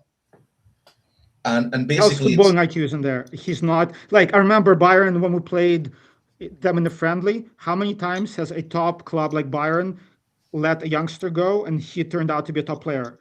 When we played them in a friendly, they're 16-year-olds, they're 17-year-olds. They bossed the game. I'm like, okay, that's real talent. Versus Tell, who was on their fringes, Byron would not let Tell go if he was a top prospect. The Phil, academy is full of top prospects. Not that would developed, join a not friendly developed, Eugene. I Adidas. mean, I've said it on so many posts that I don't care if we've got Messi on one wing and Ronaldo on the other. If they don't score goals, they're no good to us. People keep talking about assists. No, you have to chip in. A good strike rate for a winger is 1 in 4, right? We need wingers that can score goals. Yeah. And at the moment, Oh. Tell's not doing that. He's showing Then we take, potential. He probably needs a season or two, you know? we take the West Ham forward then. I mean, I would Huh? take. Bowen. We take Bowen. What's his name? Bowen won't come to Spurs. I'll take Bowen. I know I'm he not won't. gonna I lie. know. I can't lie. Never come to Spurs. Never come to Spurs. He's married into West Ham. He's Yeah, not he coming. never He'll come to go Spurs. Liverpool. He'll go Liverpool. But F Really? even. I don't know if he'll end up there either. No, think I he'll think stay? Bowen will What's that stay. forever? Yeah, he'll stay. Yeah. No. I reckon he'll stay. Yeah. I don't know Yeah. why. I think everyone's projecting that he'll go, but He'll stay. I think he We- might give him another season. Yeah, Monday we'll go to he's Liverpool. 30, isn't he? He's now hitting 30. 29. He's 29. He's gonna be Yeah, but yeah, Liverpool aren't going to go for him. 29, yeah, 29. yeah. We dodged the bullet with Savio that he didn't come to us because that I don't rate him. Why? Because he got 70 injured. million. We dodged the bullet. Robinho, was it Robinho as well? He didn't even play for Man City. So yeah, Oh, Robinho when he first came, he Robinho. chipped the keeper. no That's Robinho. old school boy. He thought he was going to Manchester United, and he was like, "Oh, Man City." Oh yeah. Yeah. But obviously, the last show I brought up this subject here, and we kind of just brushed over it. But we got 2 new guests, so I thought I could run it. Like Romero, would you lot? Is it just rumors or? I'm a big fan. You know, I've took so many pelters for I being a despise him. Romero fan at the ground when I've had meet and greets. Wait, what we saying? Was it BS? Like, is it the media just fabricating? Because that's what he came out and said. He said, "Don't believe everything you hear in the media." Barksy was on the plane. Like, he was on the plane and he said it. To be I fair, blame the club. I blame the club for Deserby this. didn't help. Yeah, Deserby was like, "From the fans, I don't understand why you're mad." Ben Davis. Ben Davis. That guy's a fraud. You triggered me, Ash. Like, I've been going even before. Look, Danso in the last 5 games did a much better job defensively than Romero. Danso likes to defend. Romero, 200K a week, signed a new contract as a club captain, being late to training sessions, getting red cards while we're in the relegation fight, being fit for Argentina while not being fit for us. As a captain, if you're going to go and blame Inic, do your job. He hasn't done his job in 2 seasons. That guy's a coward. It's easy to play with Messi on Argentina, but when you're taking 200K a week and you're taking the armband, represent the club, right? I couldn't disagree as a captain more, in the dressing room, you set the culture, right? So you are responsible for the culture in the dressing room. So it's on you. Don't point fingers while you're doing nothing. Like, while you're being out of position every time in half the games, picking up red cards, just being a coward. Like, I used to love him. Really? Now I don't want to see him ever again. I'm triggered. Fine. Well, I'm part of the Romero Defence League. I couldn't disagree more, Eugene. Right? I mean, he rallied the troops before half time in the Europa League, got us across the line there. He's played when he's been injured. Fans are saying, "Oh, he's injured, but he's fit to play for Argentina." Look, a player don't dictate when he gets injured. That's just unfortunate. Right? He's won a World Cup, 2 Copa Americas. The guy's quality. He progresses the ball from the back. He's the only central defender we've got that can do that. He's absolute class. And he's received, 4 red cards, right, in 5 seasons at Spurs in the Premier League. 1 in Europe against Milan, right? And how many games did he miss through that? And because fans they always like to pick on someone to beat with a stick. He has been the recent one. Right? He's a club captain, Adrian. He's a captain. Now, the club have been an absolute disgrace over what's happened recently because the medical guy come over from Argentina to assess him.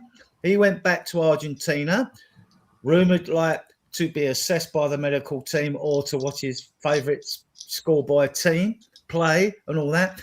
All that got blown out by the press, anti-Spurs press that love to hate us and stir the shit, right? So then he comes back for the game.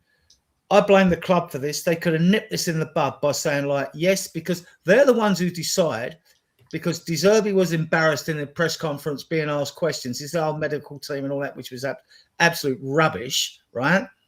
The club could have nipped this in a bolt, but they didn't say anything. They could have said, well, we've let him go because he needs to go with club permission. We've let him go, but he'll be back for the game. And they didn't do it. So the PR at the club is crap, which we know anyway, right? No, I'm a big fan of Romero. I'm a big fan. Adrian, I love you, Adrian, and you talk sense most of the time. But Romero, Romero asked to go, right? So the club doesn't need to give permission. As a club captain, name me another club captain. Van Dijk, just go Roy Keane, go like John Terry. Name me another club captain who behaves like Romero, who does not perform, doesn't take any personal responsibility, and don't give me the World Cup and Copa America. That's Messi. That's not him. They give up 3 goals to Mbappe, in the World Cup final. So again, as a club captain, you're responsible for performances. If you cannot organize the back line, if we're shipping goals for fun, look at Arsenal. They cannot score goals, but Saliba and Gabriel, they take pride in defending, and they won 9 games 1-0. When our attack is crap, the least you can do is do your job and not ship goals for fun. When defenders are Eugene, fair enough. If Romero went because he only recently signed a new contract because of broken promises, which I could well believe with this club, right? And he's then pissed off to Argentina, and he has no comeback. The fact that he came back is just that it was an uncomfortable situation. He come back to address that basically, but really wanted to go. Then I'd agree with you. But we don't know the full facts. And with this club, we know everything surrounding around it regarding... Would Son do this, Adrian? Or Kane? Would Son... I don't care what's happening in Korea. Son is a superstar in Korea, way more than Romero in Argentina. Would Son ever leave the club like this? Would we hear anything similar about Son or even Kane, who wanted to leave? Never. Would Chelsea, would John Terry leave Chelsea? The point would is, Van Dijk do it? We don't know the full facts about this, and they may come out. I mean, if he's gone, then that's not a good look. It's definitely not a good look. If he's gone of his own volition, that is not a good look. But him being late. But then, he still needs permission to go. Each player should say, I want to go. The medical guys come over, I want to go. They want to assess me over there for the World Cup, blah, blah, blah. But we don't know, Eugene. We don't know the facts behind it. And this is why the one thing we can agree on. I'm cool. I'm just triggered. Romero topic just triggers me. The one thing that I agree with Adrian on is that the club have let him go. The club have. There's no way. Marlon, not a medical team. Yeah, of course he asked. They would never have allowed him to go. He's a captain. Why would you even ask? That's my point. Yeah, and that's where I come back to. But now, De Zerbi's comments that was embarrassing. De Zerbi's comments makes me believe that yes, he was like, well, this is what captains do. So maybe, and this is where I agree with Eugene to go. Yeah, maybe Romero knew what he was doing, and then the PR broke out, and they went. A coward. Agent, you need to get back. Double coward. I'll see that. Marlon. No. And you know what the funny thing? The club threw him under the bus. The club when De Zerbi listed, when De Zerbi listed the list of players who were influential, he listed Dragushin and Ben Davis, and not Romero. That says it all. Volumes. Yeah. He never mentioned Romero's name. And again, before under Thomas Frank, when he was late for training, as a club captain, you should never do that. Never. That was the Zuma. I'm just saying. Well, he may be off to Simeone. He may be off to Simeone at Atletico Madrid. We shall see. We'll get money for him if he goes. Ash is right. Fair enough. But this club, Spurs fans have this PTSD that, when a player is talented, we forget everything else. We're so starved for talent that we let talented players get away with murder. I'm just looking at Son, Kane, Van Dijk. Any other captain would never act like Romero has been acting for the last 2 seasons, with Argentina, with being fit, with red cards, just with his level of play. Nobody would. Yeah, but Eugene, even with red cards, everyone's thrown that into the mix as well. I get it, because fans were pissed off with their situation. They'll throw anything at everyone, right? Which is what they've done. But 4 red cards. How many suspensions did he receive? When you talk about yellow cards, it doesn't bother me unless you unless you're suspended for an important game, right? It doesn't bother me that much, right? But so he's had 4 suspensions in the league in 5 seasons, and No, 1 this season, suspension Adrian. in Europe against Milan. Which because he left his club one or. And what about Adrian? This season, he was suspended during the most critical part of the season. We're fighting relegation, and he got sent off for the second time, miss 4 games. But no one when we needed our criticises captain the most. VDV for being sent off and being suspended. And in the last season, actually, when they were critical of Romero, right, he actually played more games than VDV played. But no one criticised VDV. No, but Romero's the captain. That's a different. There's a difference. VDV is a youngster. Romero is an experienced club captain who the expectations should be way higher than anybody else in the squad. He should lead by example. He should rally the troops, saying, "Boys, we're in the relegation battle. I'm gonna step up my game." I have seen him being dunked on, like being out of position every other game. He gave up so many goals by just wanting to be a midfielder and running around, wanting to score goals. And we're getting hit on the counter. Goals in the penalty area this season. I've seen VDV out of position. VDV is best when we've got a high line. Don't deflect. VDV too. But Romero, again, he's the experienced one. He's the captain. When Danso came in, I would argue Danso has been our defense has been way more solid with Danso in the back than with Romero.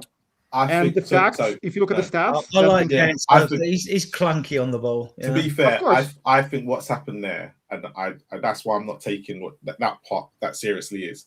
The one key thing what we all said at the beginning is that the Zerbi's changed the way we play. Now, if Romero was there, I think you're going to get the same results as what we've got with Danso because I don't know. Yeah, you will do because because what you've noticed, we've had more of the ball, which has put less pressure on our defense. If you went back to Tudor, I reckon if Danso comes in, it's the same problem because you've seen a massive change in Van de Ven before De Zerbi and after De Zerbi. So that's the only reason why I'm not going to take that, because you can't make that statement when Romero has not played for De Zerbi.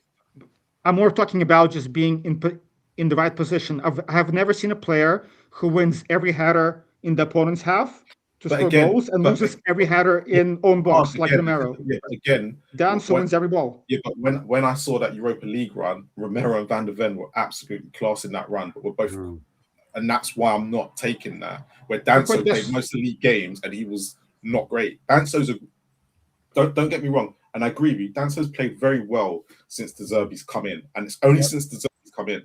Before that, he was useless as the other two. But Europa, we played Bordeaux. I mean, who are the best attacking? But this is what I'm saying. Yeah, but this is what I'm saying. It's the manager more the issue than what it is the players actually doing. Because if you Romero under De Zerbi, I tell you now, you're not gonna beat Man City, man.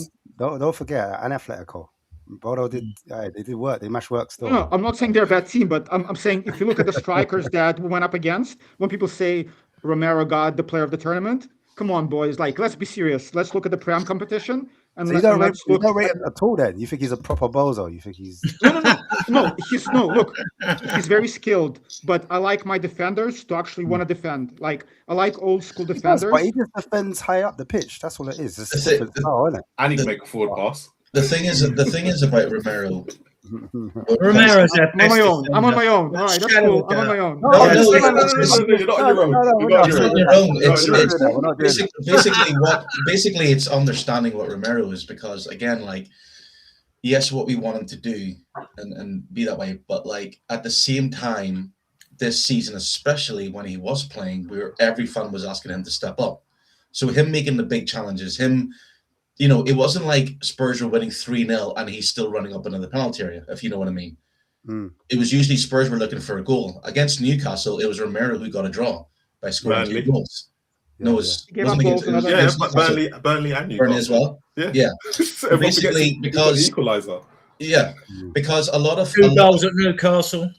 Yeah, that's what I just said. So, and even Mickey Van de Ven. So, like what Marlon was saying is because.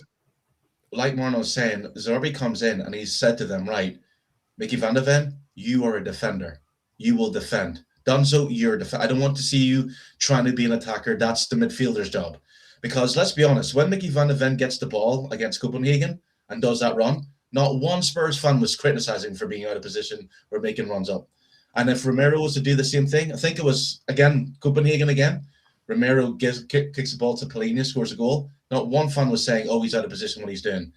So I do understand what you're saying, Eugene, but my defense against that is this season when Mickey van de Ven Romero has been asked to step up, when they have stepped up, they've been criticized for trying to do too much. But they shouldn't have to be. So De Zerbi has come in and gone, right, like I said, you guys are defending. Even Destiny Udogie, I mean, he played the last 7 games without getting injured, which is a miracle. But he got taken off. Yeah, exactly. But even his game has become simplified because what De Zerbi went in and did was going, right, I will simplify every single player's roles. You're not going to be running up and down the pitch like madmen. You're going to do your jobs. And that's why Donzo and Mickey van de Ven have looked more composed because they've been able to concentrate. I think if Romero comes back, De Zerbi will have a chat with him and say, right, your one issue is you like to be very aggressive. Oh, you think Romero might stay? You think Romero might stay? He's not coming back. Well, he might have no choice. He has no choice. Nobody wants him. Everything top clubs want him. Nobody wants him. Atleti maybe. And that's the problem. I think that's the issue. He's going nowhere. So he's not going anywhere. It's get grip with. Like we've got players. He cannot be captain again. And how many players in recent years from any team, right, have demanded a contract? You know, demanded that they go on the transfer list and break their contract. They don't. Why? Because it costs them too much money. That's why. They don't do it. You know, and like Adrian, I don't see Romero breaking his contract. He might want to move, and maybe Simeone will come back in for him, or Barcelona, like it's been rumoured and all that. Right? Barcelona got no money. He might go to Real Madrid.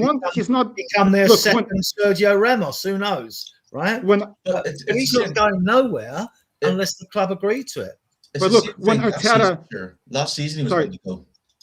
When Arteta came to Arsenal for the first time, what did he do when there was a rebuild? He got rid of Aubameyang, of Ozil, of all the players, all the players in the club that he thought were distraction. That's the only way to rebuild. If De Zerbi is going to start from scratch, if there's going to be a rebuild. But you're dealing with the Cronkies and then you're dealing with Enoch. So no, but I don't think it matters. I would take. It makes a massive difference. That's normal. Mentality over talent all day. Got rid of 30 but Eugene, 5.5 seasons. But Eugene, got rid of 35. Yeah, but Eugene, you say it doesn't make a difference, but the Cronkies, from what I hear, every sports franchise they've gone into have ended up trying to create a winning sports entity, which they've managed to do. I've been told. But it took him 5 years, right? But it's not just Arsenal. Yeah, but it's not just Arsenal. No, I'm talking about their other adventures too, where this is Enoch, where it's property building, and then us. Yep.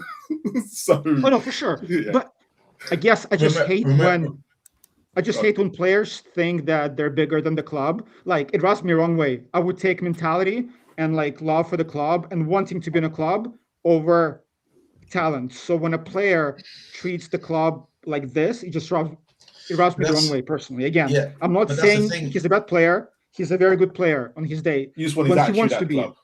He doesn't want to be. He wants to. He shows up in the finals. He shows up in big games. All the other games, he can care less. And like, just for me, again, as a captain, like, I have never seen captains act like he did. Van Dijk would never do it. John Terry would never do it. Son would never do that. Like, I just don't remember that.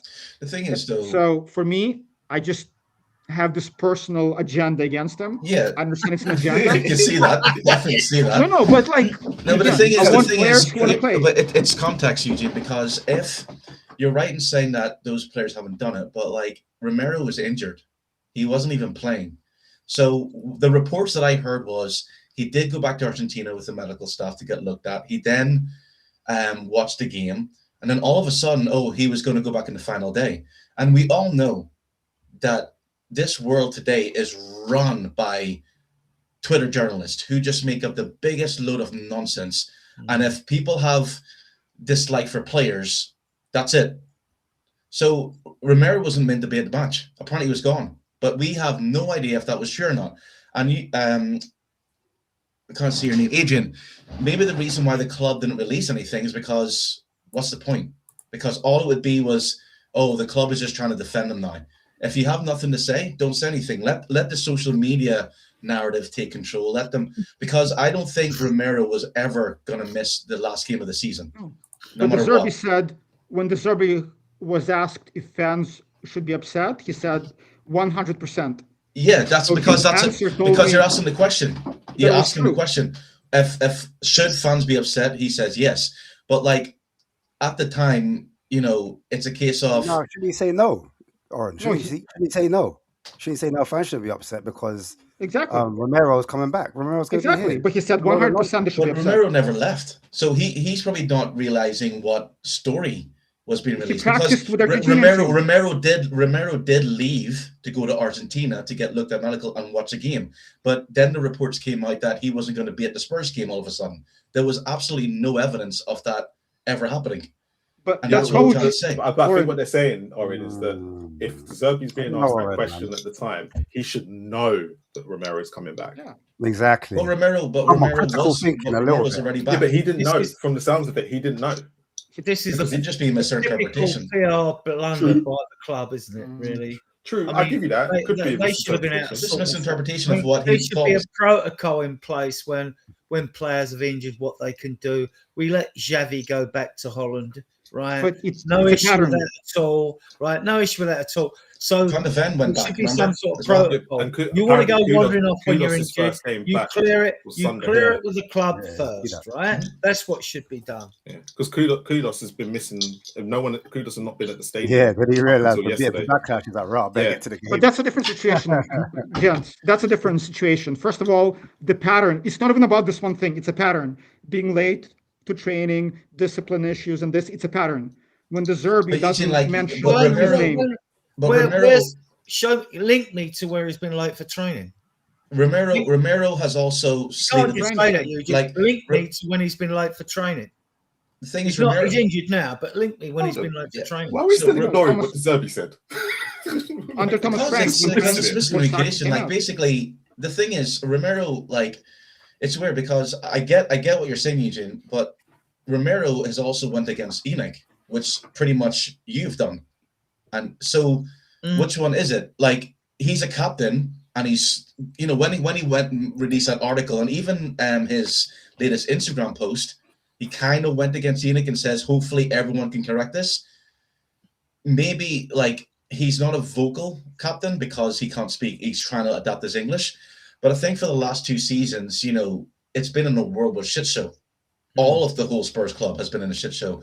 And I think deep down, there's a bigger issue than Romero. Son would have never But called out. Orin, he signed Son a would new have never done contract, right? He signed a new contract before he had a pop at Enoch.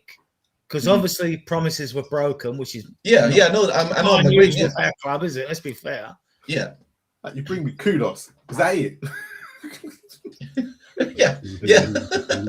Kudus is not a captain, so I don't care what he does. It's a different situation. Yes, but like I Again, think the captain likes is a of captain.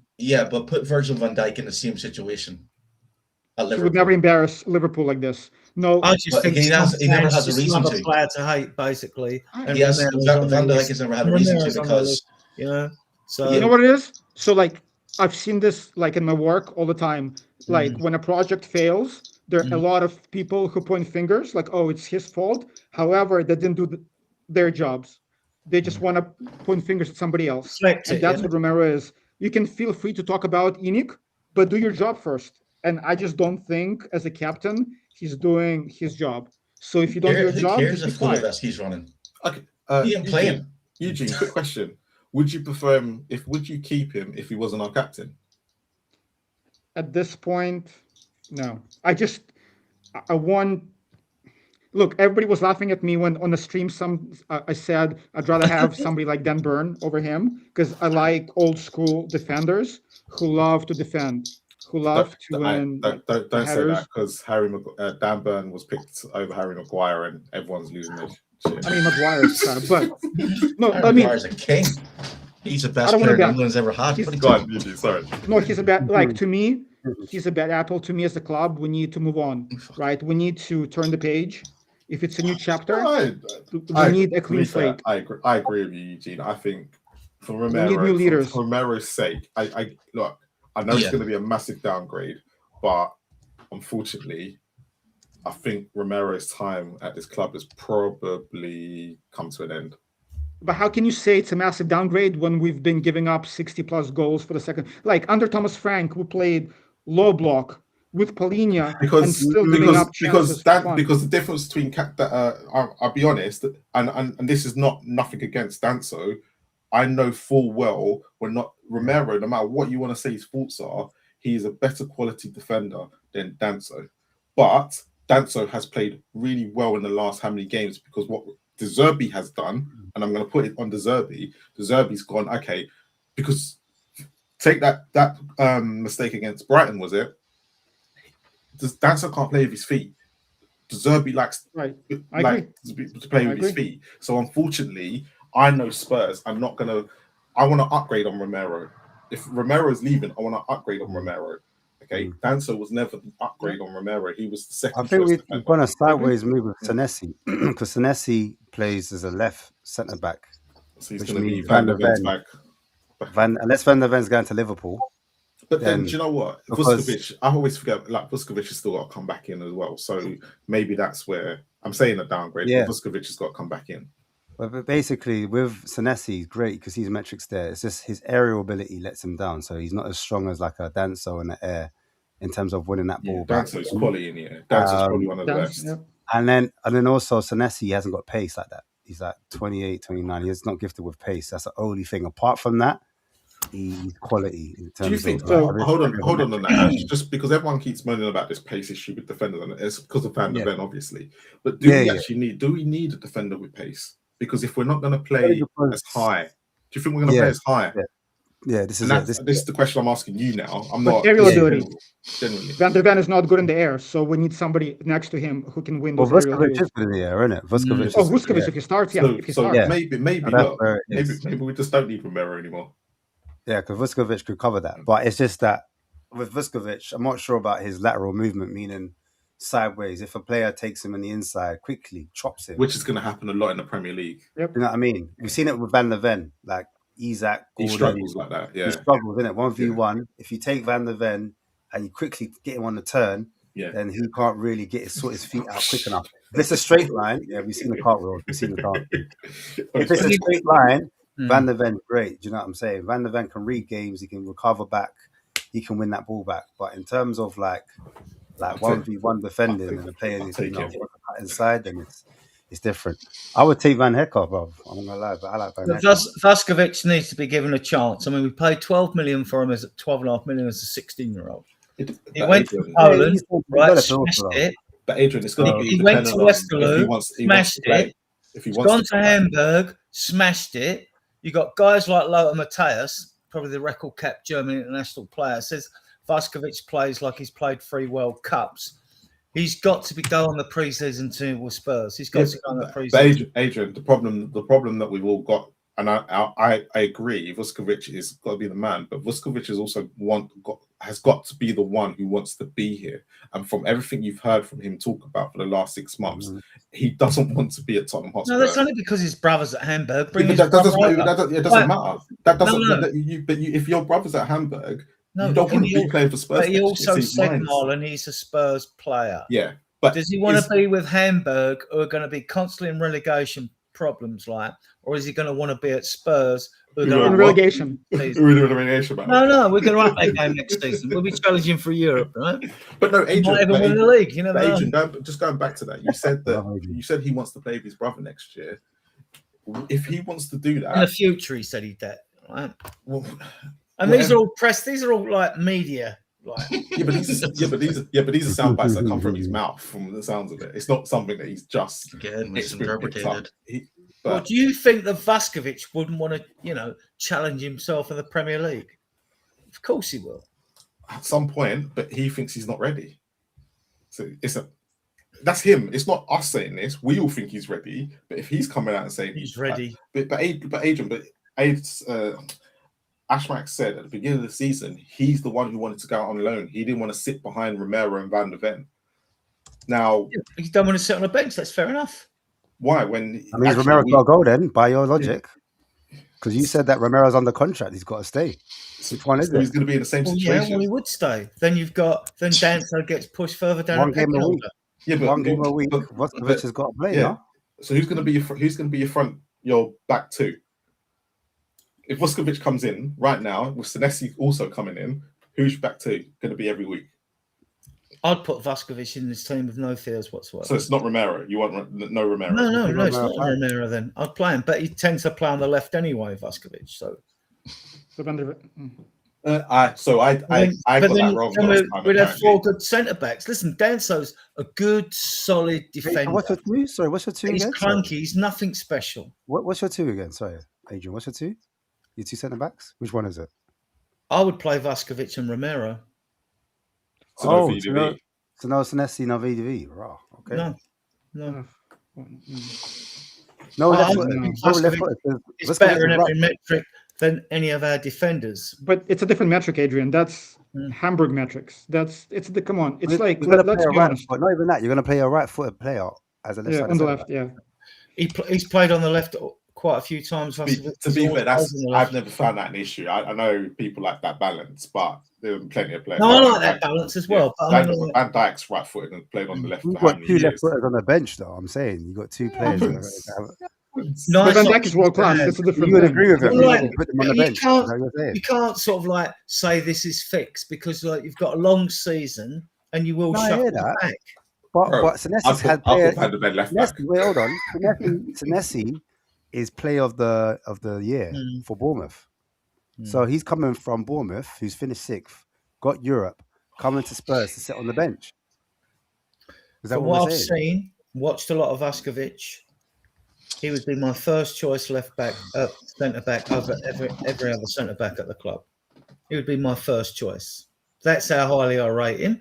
And people can throw pelts at me for that, right? That's fair enough. No, we're not throwing pelts at you. It's just kind of. I think it's more to do with who's going to be the player. I think what the shocker is more the case of that Van de Ven is taking out the team. No, I'm not saying he's taken out of the team because it's a squad game, isn't it? You know what I mean? But I mean, like, he would be my first choice. And what I've seen, Vuskovic is the best centre back I've seen at his age level, right? And that's Ever. yeah, he is. I've watched him. He's good. He's So very Jason's trying to get me. no, Yeah, thanks, Jay. no, he's on a left back.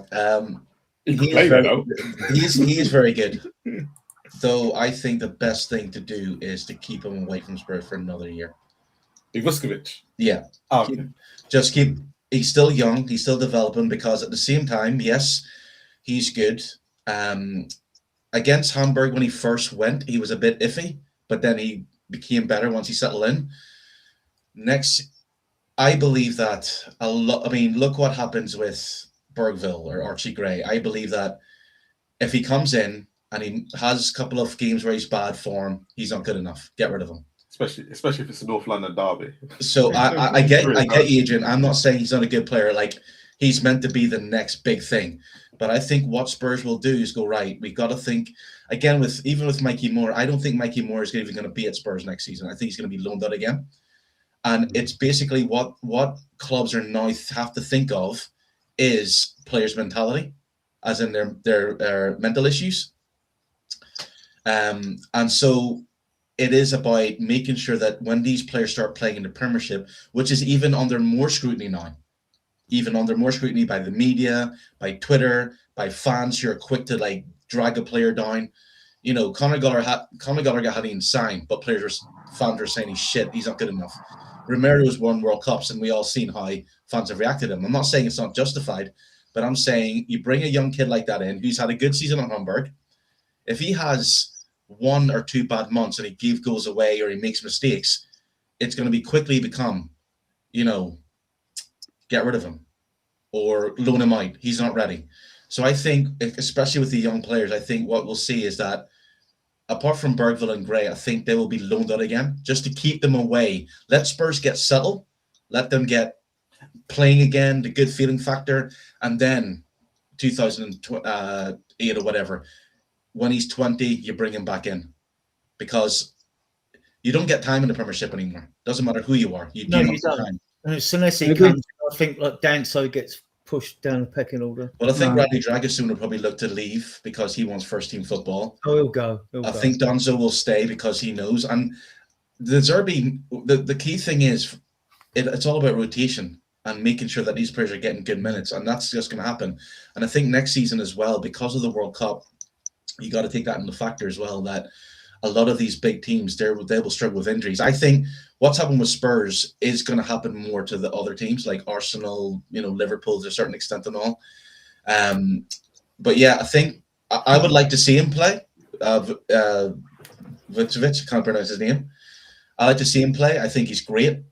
Though I think it's also got to look at and go, right, just keep him away from the Premiership, from the pressure, from the media. Because when he comes and play, all eyes will be on him. He's great. What I think will be revealing, Oren, is like the pre-season tour. Yeah, Yeah. I was going to say. Yeah, And do you know what? I personally want Vucevic to actually stay in England. I'd rather loan him to a Premier League club, like a Hull or someone who's coming up, or an Ipswich, something like that, where he's not far and we can keep, well, not Hull obviously, but more Ipswich, where he's not far, where we can keep an eye on him and make sure we look after him. And that's not a Spurs thing to do. Spurs don't like to look after their players. That's always been a key thing for mine. All right, quick question. Who would you not make captain for next season? Know that Romero. Van der Ven. If Romero does go. Madison. Paulinho if he stays, or Van der Ven. But Paulinho, if we sign him, I would make him captain. If not, Van der Ven, because he's the captain right now. Or even Kulu, he's captain in Sweden. Nah. Kulu's The problem with Kulu and Madison again is going to be down to fitness. Yeah, not Madison. But then Gallagher was captain for Poch at Chelsea. Yeah. I've got a strange feeling it will be Gallagher at some point. Does he start for us? Sorry, I'm just saying, like, is Gallagher ever going to start? Like, if you look at our midfield, we all agree we need a midfielder. I think Gallagher starts. He starts. He's not an 8. And Simmons, when he's healthy, or Madison is going to be at the 10. I think what the problem we've got is Gallagher's how he's performed under De Zerbi has been a massive improvement. But at the 10, Marlon, at the 10, and that's where Madison's going to play. Gallagher's not an 8. You know what's funny? We're not a left person at the moment. I know. It all depends on if we get a left winger, for example. And also, because obviously we're linked to, you said at the start of the show, we're linked to Savinho. But then also... Paulinho ain't coming back. Yeah, apparently. Well, we don't know. It depends. If you read into those comments, he might have just been talking about the season. I don't know if he's going to... I know it was linked to Port Lisbon. It was Lisbon, yeah. But yeah, I don't know. Innit? I'm not saying that's the end of Paris. Going back, sorry, just quickly on the Gallagher thing. Madison is not going to play a full season. Kulusevski, we don't know what Kulusevski we're going to get back now. What I was going to say is we are linked to other midfielders. So there's a chance that Gallagher doesn't become the number 10 because if we're linked to, I said it before, Curtis Jones, he keeps popping up. He's not happy with Slot. And it looks like Slot, I don't know if he's staying at Liverpool, but if he does stay at Liverpool, it's between us and Aston Villa at the moment that are interested in him. Do you know what I'm saying? So I think Porro's a better shout than VDV. I don't see why VDV's captain of this team. I just don't get it. I don't get it. It's not a natural leader for me, VDV. No, it's not. I think Porro, by example, he was brilliant yesterday. But I mean, I think Porro, the games he puts in. The problem is Porro's too poor in too many games and hot-headed as well sometimes. Yeah, emotional. And I think next year, Spence and Porro will rotate. Yeah. You know what's interesting as well? De Zerbi said that he was going to give the captaincy to Kingsky at one point. Yeah. You not read that? Sunderland, yeah. He said he had against Sunderland. He said he was going to give. I think it was more to do with the belief system to get him. He really admired how Kingsky was when it comes to character and how he didn't let what happened against Atletico Madrid affect him. And we can all say like how his character is shown because he hasn't put a foot wrong when it comes to his feet. So I think he's got his mojo. Yeah, I think that's what Zerbi was hinting at, that just to give him that extra boost, that extra confidence to go, right, yeah, look, I believe in you, because that's what Zerbi's done. That's what, we can ask, what did he done? He's just got people believing himself. The best thing, the best thing that he ever done for Kinski was the way he bigged up Vicario, telling him he was his number one, and then Kinski's in goal. Yeah. So hold on. You know what? That means that we can't always trust what my man says. So this comes back to the Romero comments as well. Then. Yeah. Well, if Vicario's going to Milan, there's no way you could let him play. You've got to play Kinski, haven't you? You've got to play Kinski. Don't trigger me, Marlon. No, but you know what? With Kinski, it's like irrational, but just when I watch him play, the feeling I get when Vicario is in goal, I'm anxious on set pieces. Like, he might not be a great shot stopper, but like, I feel good. Set pieces, I feel like he'll be okay. On the ball, he's fine. He might not be my first choice. However, instead of being the number one issue, now in my mind, keeper is maybe number 4 or number 5. By the way, though, it sounds like that move's broken down from Inter Milan for Vicario. So they're stalling on it. They're stalling on it. They realize it's not great. Yeah, I think what's going to happen is, because Inter Milan know that Spurs want to sell him, they'll try and get a low price for him. That's what I thought. They're going to lowball him and go, right, how much do you really want him off just your leave books? Vicario. I don't want to see him jumping on the Zerbi and him being like, I'm like, what are you doing? Just go hide somewhere. Just like, why are you even like? Yeah, just stop it, Vicario. Oh, there's no doubt he's gone. Zerbi might want to keep him, fellow Italian. No, there's no way. The thing is, Vicario or Richarlison. He's better friends, man.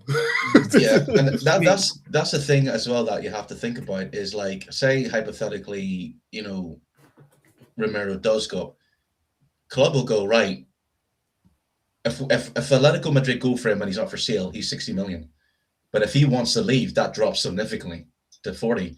So it's a case of, like, a lot of teams, that's the thing, a lot of teams will look at Spurs and go, right, these players, you want them off your books, we're going to lowball you. Tottenham Hotspur is going to get Daniel Levy. I don't think it's a release clause. I don't see that happening. I've got all the contracts for all the players on banners in my group, all right, Porro needs a new one because he's down to 2 years. Yeah. The ones down to 2 years are not players that we're that concerned about. Porro's the only one. All the others are 3, 4, 5 years. No, that's what I'm saying. So what I'm saying is, if Inter Milan knows that Vicario wants, like, Spurs don't want Vicario anymore, it's a lot different than going for a player who isn't for sale than for a player who is for sale, because you can lowball him. And, like, basically, that's what I'm saying. I'm not saying, like, it's going to happen, but I'm just saying I think a lot of teams will look and go, right, you don't want this player, we're going to lowball you.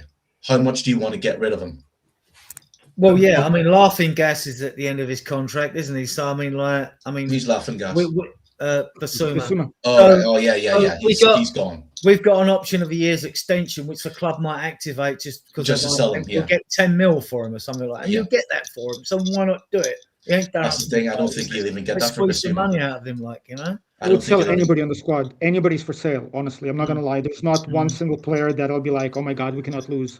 If you give a good bid, Van der Ven, 60 million from Liverpool, goodbye. He's going to be offered a new contract. No, what? I was saying 60 million is way too little for Van der Ven. For a defender? I don't know. No. Van der Ven won't go for 60 mil.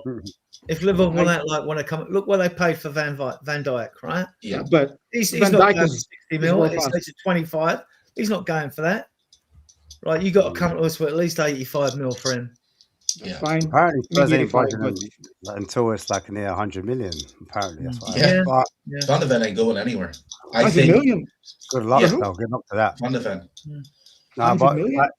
Yeah, I know it's crazy. But listen, Archie Gray got named the player of the season. Who's your player of the season? Who you guys play? We shouldn't even have a player of the season. I know. We shouldn't have one.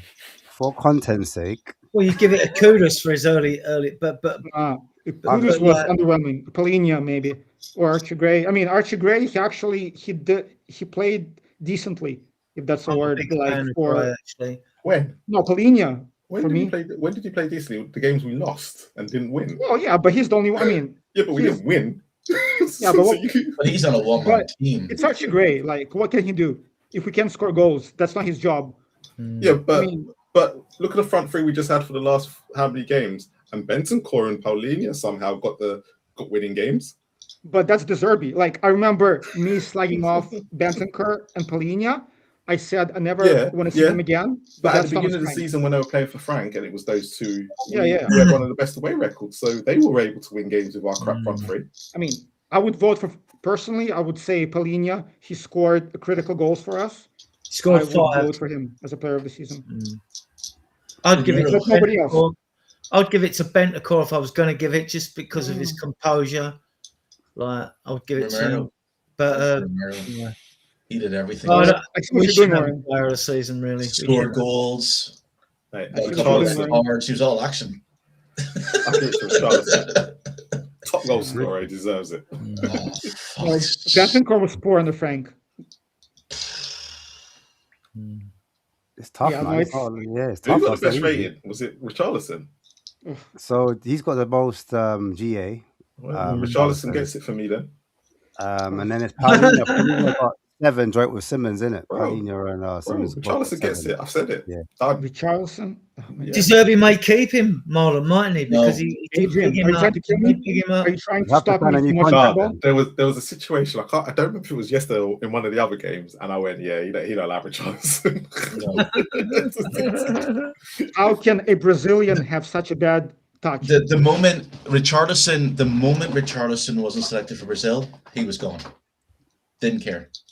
Like I think you can sell his face. He's pissed off. I think we always say it. Richarlison steps up when he needs a new contract or when he can get it selected for the Brazil, and he's getting neither. And I think He knows just he doesn't have the can do it. consistency, does he? Yeah. I mean, like He's we've a all terrible seen. footballer overall. We've had Son and Awesome. Kane. We've all seen so many better strikers than the ones we've got at this club at the moment. You lot have. I've seen many more than you lot, but so many better. I mean, these are a shadow of the strikers we've had at this club. Andy Booth was Yeah, better but than the striker, Richarlison.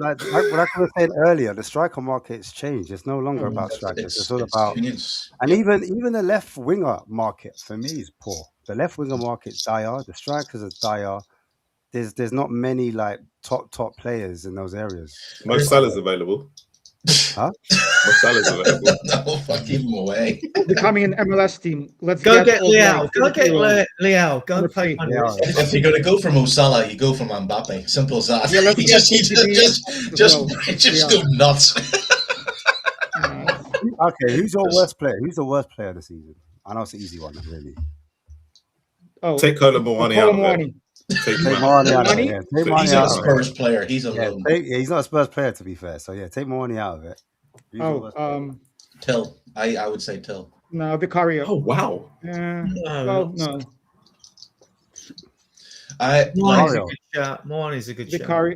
Vicario for me was shocking. But like, yeah. Do you know what? I'm going to say something. I know who mine is, and it's not really his fault. But I'm going to say he had a really terrible season. Even though he started off mildly so good, but Pepe Sarr, Yeah, well, he was he terrible. hasn't played And enough. Frank dropped him when he was doing so well pre-season, early season. Frank dropped him, yeah. But he didn't have any impact on any games, and it was just. What's happened to him? He was. Yeah, he's got to go. His tech I hasn't really improved. don't know. I in feel 5 bad years. for him think as he'll well. be That I moved even on. mention his name, but 'cause I Yeah, like him. like in 3 years, he hasn't actually put muscle on. He It's doesn't not take a on muscle, Warren. anything. It's He his hasn't tech. filled. His footballing ability hasn't improved. The whole Like you would thing's think, fake. a youngster when he came in at what 18. Yeah, He that's what I'm hasn't saying. improved Like he his still touch, looks like he's passing. 18. He hasn't. But he did get the assist. Was it him that crossed the ball for Brendan Johnson? Yeah, it was. So it's kind of like, what the hell's happened? He's got what do you call it? Two goals and 4 assists. So he's got 6 GA. He's like our fifth. He's our 5th highest contributor for. What's the difference between Sarr and Gallagher? Go. Oh, Gallagher's got. Gallagher's No, got I'm just saying. Like, one no, assist. just as far as the style of play. Yeah, Gallagher I don't can know. pass the ball. Gallagher's got no, but let's talk about it. Gallagher's got 1 goal and 1 assist. He's played 1,184 minutes. Pepe Sarr has played 1,398 minutes. He's got 2 goals and 4 assists. Gallagher runs So- around and does absolutely nothing else for that money. Gallagher's been For as getting a much lot- as he lot makes. over him. But like, I Oh, do you think know what? This is probably the best shout. Yeah, he's Yeah, he missed a lot of the season though. Like He's missed half the Yeah, season. and then when he came back, did he really contribute that much? I mean, he Because scored I what, don't like think 5 he and was 5, playing. no, like 4 But and like 5. we said, I don't Did he? think so. Solanke I don't think Solanke's been fit even when he came back. I don't think he's got much sharpness. I think But Richarlison has missed some goals that Werner would have been proud of. You know, he's blasted them over the bar. It's like, Hey, after Colin Moani's loan, I think we all owe Werner like a serious apology. By the way, boys, you know something funny? That's how bad Colin Moani is. That's how bad. The fact that you're saying Timo Werner was. It's like he saw Timo Werner's like, here, mate. This season I was so depressed. I'm like, you know what? I'm gonna start watching MLS for the first time because it's crap. Maybe I'm gonna watch my local team. And then I saw that they signed Timo Werner. I'm like, okay, it's a simulation. I'm like, I'm done. But I would have Timo over Moani all day.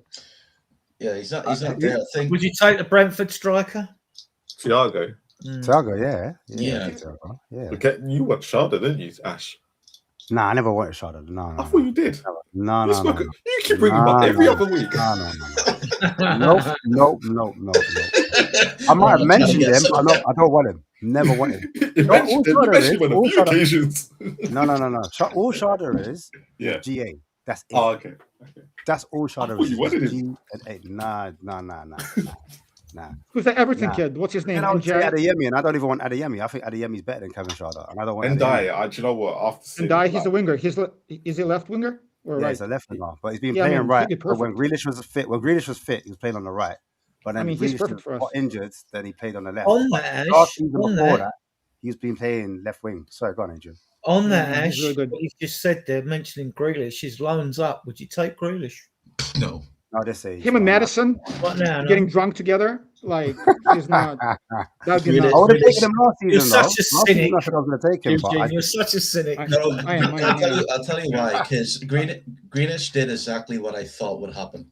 He goes to Everton. He plays good for a couple. He did exactly the same thing. He got injured, so that's the thing. He plays good, but then he gets injured, and then he never recovers from it. And I think that was what's hampered his Man City career. That he would start off well for a couple of months. Doesn't score enough goals for me either. So no. And again, it's like I think the only person, Rashford could be looked at. No, I don't think he'll come. After coming from Barcelona. Yeah, he won't. He wants to win the league with Barcelona. Go to Spurs. What have I done wrong? For Mbappe. I think Deserby's going to fish in the French and Italian league. I'd love to get Mainz Eclouche. I really like this player. I like Eclouche. I think he's a wide playmaker. I don't think he's a winger like that. But in terms of goals, I'll take him. No, I'll take him because Xavi's injured. I'll take him because Xavi's injured, and we've got him as cover for Madison. But he's another right-sided player. That's the only issue. He's another right-sided player. We need someone on the left. Yeah, it's rumoured that Kulu and Kudus will both be fit after pre-season. Yeah, so then you've got Kudus and Eclouche on the right-hand side. It kind of imbalances us. We need someone on the left, in my opinion. Yeah, but he can play in the middle.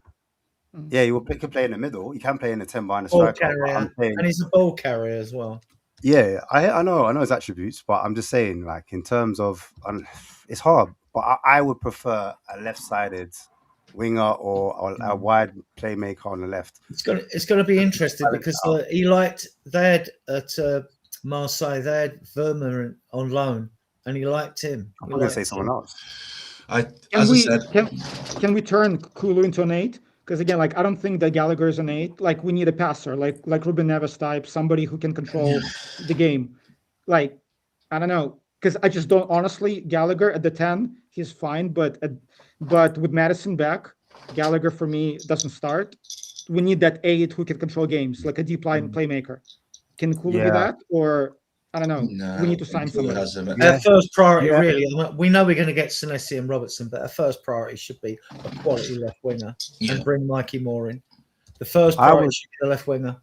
I would take Adam Wharton straight. Yeah, but he's 100 million and he's not going to come here. But that's the thing. That's the thing, though. That's what we're saying. It's like it's not going to be 100 million, but Adam Wharton. What about Hackney? Is the player? Hackney. Yeah. What do you think? Because we've been linked to Hackney, but he's a championship player. The reason why I say Adam Wharton is because Liverpool will go for him, and I think it's between him and Tyler Morton. Tyler Morton would be my pick for a deep lying playmaker or a passer, a progressive passer, a forward passer.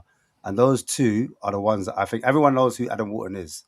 Tyler Morton, people don't know who he is, so I wouldn't bother mentioning him. But that's the type of player I think would be different to your Alex Scotts, for example, who can play the 6, 8, and 10, but they're ball carriers. They're similar to Archie Gray. They're similar to Bergvall. You'd have to pay Similar Wharton to a what lot of we've got money, already. though, innit? Because the problem with Wharton right now, he's thinking about his next career move. Now, Tottenham have finished 17th and 17th in 2 seasons. Yeah, it's damaging. It's damaging. It's damaging. But I think we've had 2 bids knocked back, and I just would like to see that kind of push to go for him. I'm not saying we could get him because, like you said, it depends on him and his career. It's not about if Spurs are big enough for him. It's more a case of I agree. It's 2 years ago, Spurs. He's coming. He's walking through the door, bags packed and everything. But because of the 17th and 17th place finishes, and this is going to more go for the English contingency that we need. Are they going to be like even Gibbs White is probably looking at Spurs sideways now? Last year it was like, okay, it was a one-off. Apparently they said he's still interested. Apparently, isn't he? Apparently still interested. But is this down to Marinakis, isn't it? Marinakis. But you just have to pay the money. That's my argument. You just have to I would do it. Gibbs White overpay. And then the fan base is going to attack that player if they don't hit the ground running. It always I think for Gibbs White, I think we should go over the top and just. I think so because he's proven. For me, he's good. For me, it's the injury thing. Like he's just available. Do you know what I'm saying? He doesn't get injured like that. It's just going to be this facial injury now. Yeah, I know. He got this face cut out, but it just proves that as soon as Forest needed somebody to step up, he stepped up. And as soon as I still don't understand why they played him against Chelsea, I'll never ever understand why they did that. But they were literally useless without him against Aston Villa at Villa Park. It was the weirdest decision they ever made. 17 GA, like 11 goals, 6 assists. I would take. He'd be the one if I knew we were going to keep Paulinho and Bentancur. And you know what, Marlon? Do you know what sparked off his run? They played him on the left. Imagine that. Just how like we played Simmons off the left, and then they played him in the 10 afterwards, and then evidence since then, like he was away. Do you know what I'm saying? So that's the reason I'm saying raw. And at Wolves, I remember at Wolves, he's played on the left before. He's played on the right. He played like on that front line. He's even played as a supporting striker. If Forest want the 80 million for him, I'd probably not waste, but I'd probably go. I'd do 70. I don't know if I do 80. I do. Freddie makes a good point here. Keith Smith.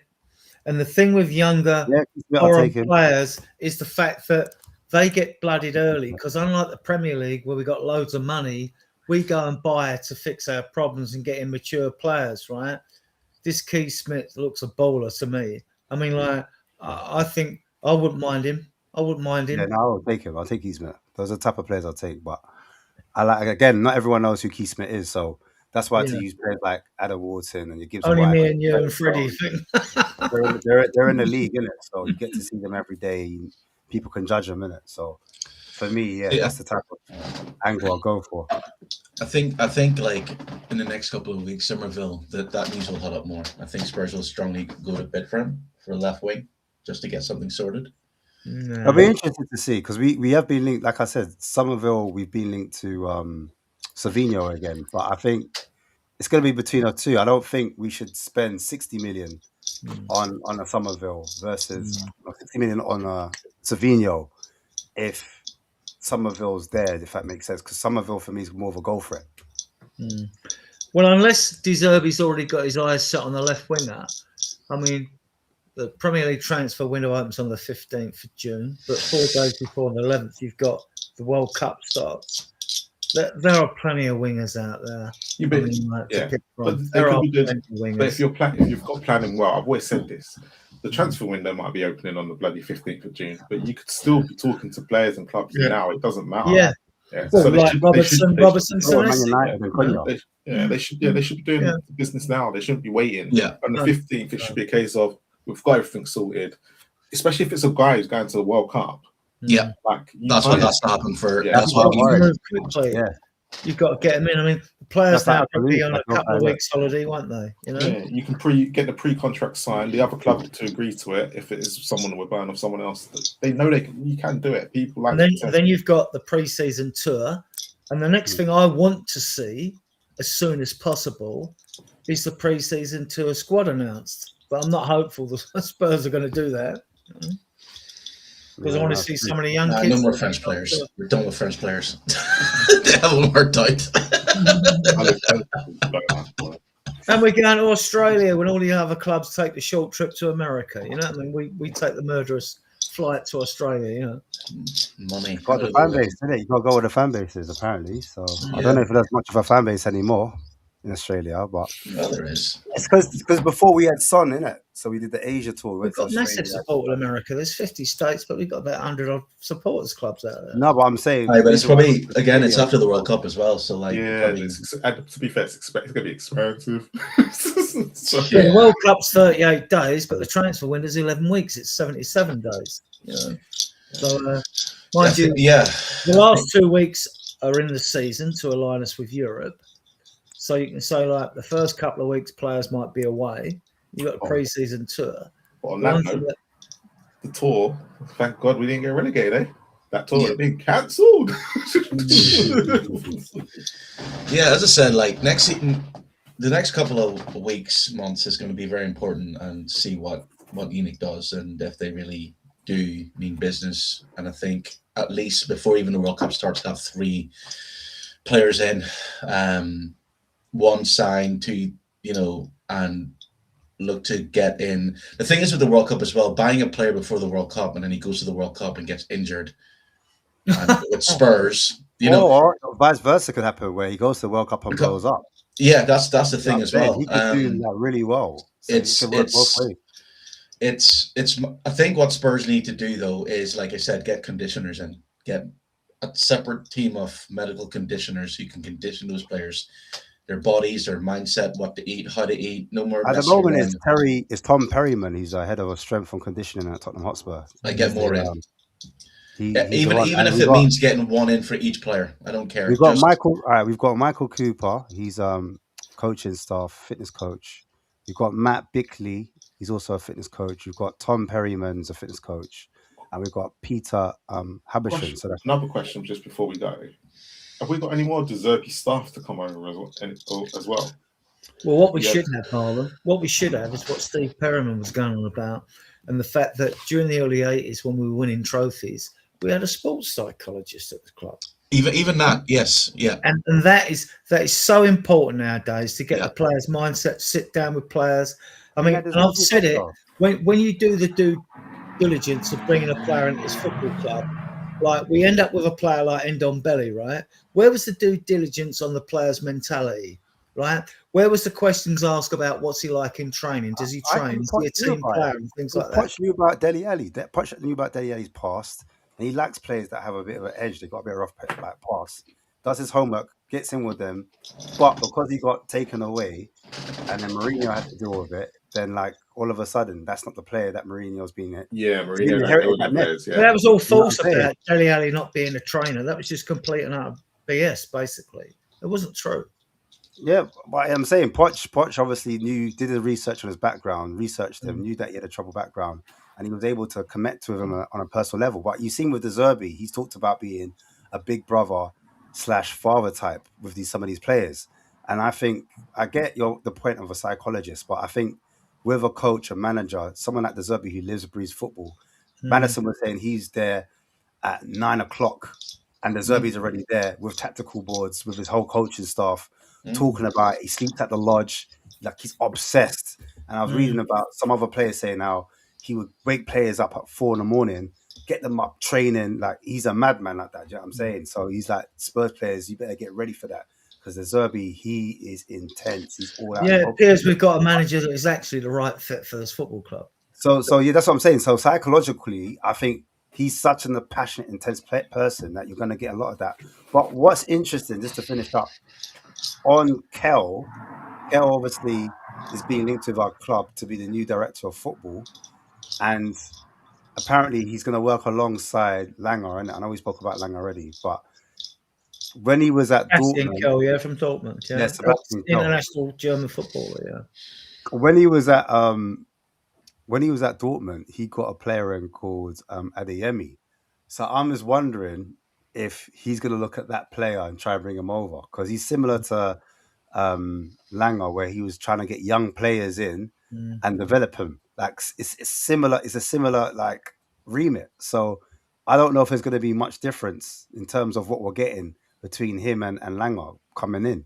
He got like loads of young players coming in, and then he tried to get Dortmund to develop them because that's their model, isn't it? They like young players. Well, There's a then bit of Kel Bellingham and all of that. should be brought in before the transfer window opens on the 15th of June, right?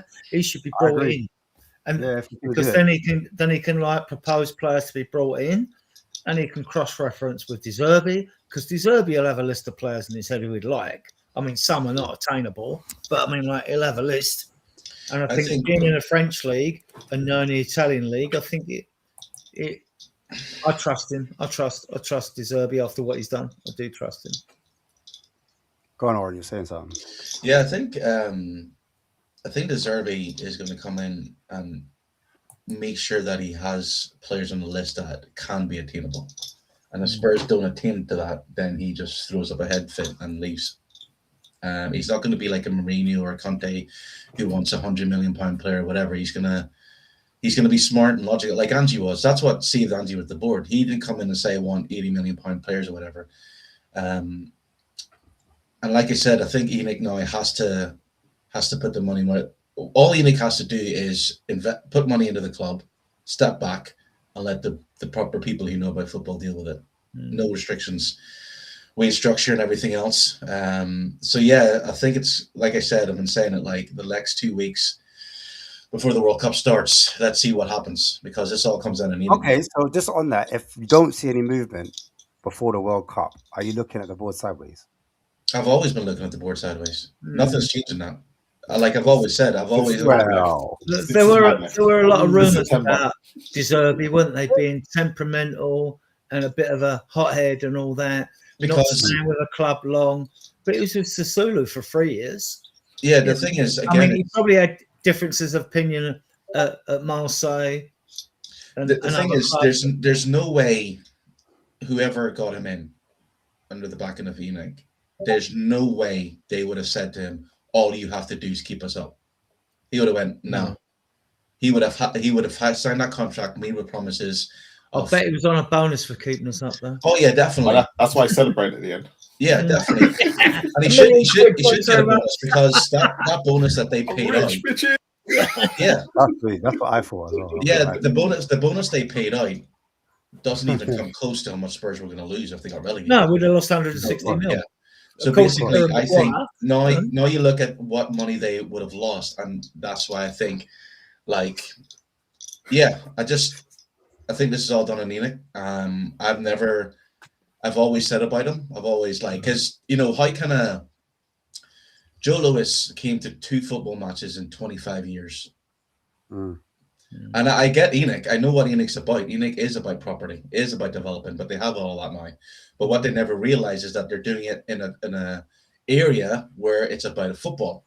So if people aren't liking the football, the fans who are the breadwinners, the fans who will be the one. If the Spurs fans, a lot of them, was enjoying the football, then they would invest in going go-karting and going to different places and all. But because they're not, so Oren, the problem is actually, so you're partly right. The problem is not nothing to do. The off the pitch stuff needed to be done. The problem and this goes back to what I said earlier, when West Ham and Spurs looked at the situation and went, especially the last 4 or 5 years, every promoted team has been relegated. Yeah. Okay, so a lot of the Premier League teams have been getting a bit lax with it. Okay, so what's happened is that actually this season, the 2 teams, one's got into Europe and the other one survived. And what's going to happen now is that a lot of these clubs that think you have to fixate things off the pitch, the things that happen on the pitch are now becoming important, because everyone is becoming on a level playing field in what they're able to do and what's out there in the world. Yeah, you didn't have it, like Bournemouth wouldn't be able to put a scouting system out there. Yeah. Burnley again wouldn't, because I know these lot use the data models, wouldn't be able to do it, and Spurs had that monopoly. But now you've got yourself in a situation where everyone's doing it. You now have to be a lot smarter in what you do, because 2 17th place finishes, it's catching up with us. And Marlon, to add to what you said, and you're totally right, to go down on 38 points is unheard of. Yeah. Teams have been relegated on 27. Mhm. You know, I mean, and the relegation bar was raised this season. Yeah, raised I don't know for the first why. time in years. I don't know why, and maybe that will happen in the future. I don't know. But if you look at Sunderland, a prime example, who did it very smartly this summer. They brought in Xhaka, which Great transfer window. it was they had a brilliant chance, but Xhaka coming in was so important that they've ended up qualifying for the Europa League. And they've never done this before in that position. So you can clearly see now and Bournemouth losing all those players still managed to finish in 6th place. So Spurs and Newcastle and these teams have got to back up their ideas. And Aston Villa, if they didn't have Unai Emery, have got to be careful as well. Yeah. De Zerbi's got a lot of credit in the bank, isn't he? 3 wins and 2 draws in 7 games, 4 points behind West Ham. I mean, what he's done, I mean, like, there were people thinking, like, before we went away to Villa and all that, we're doomed, we're gone. I always kept the faith, but then I get accused of being delusional all the time, but that's fair enough. But I'm never going to lose the faith, you know? So I was probably the only one on this panel who's left, because Eugene's not here to save me, who thought we were gone. I thought we were gone. Like I said, up until against Newcastle, when Newcastle played West Ham. I saw West Ham coming up against Brentford, Arsenal, all that, and I got it wrong because I said I don't think West Ham are going to get another point, but they did with the Leeds game, right? I honestly didn't think they played 3 games and lost them. I said I don't see them getting another point. If they lose, I said their confidence will drop, and that will be it. And when they had nothing to play for against Leeds, suddenly they come up with a performance and they win. It was only in the second half as well, and I think they knew the Tottenham result at the time. I think they would have known 1-0, and they'd probably thought, "Oh, we're doomed here. We'll just relax a bit and just win this game." You know, Leeds had the first half. Leeds had 2 chances. If they'd have scored, that would have been it over. Yeah. And there was that tricky interplay in the second half in front of the goal, which we somehow managed to get the ball away. And that shot that Kinski saved, but they didn't really threaten that much. They had a bit more of the ball, but we sucked ourselves in that situation late in the second half when we thought, oh, we'll game manage this, and we let them have too much of the ball because possession ended up about 50-50. Next season, onwards and upwards. I mean, let's end on a high. Spurs did finish 2 points above the relegation zone. Last season it was 1. So that's an improvement. An achievement. And they score a goal and they won at home for the third with time. A clean sheet. You know, let's carry this on to next season. Low, boy. Trust me. On that note, no Europe. That should help. Yes, and on the De Zerbi, he's undefeated at home. So yeah. There we go. Big improvements. Clean out needs. So let me read out the super chats. By the way, let me read out the super chats. Forget you now.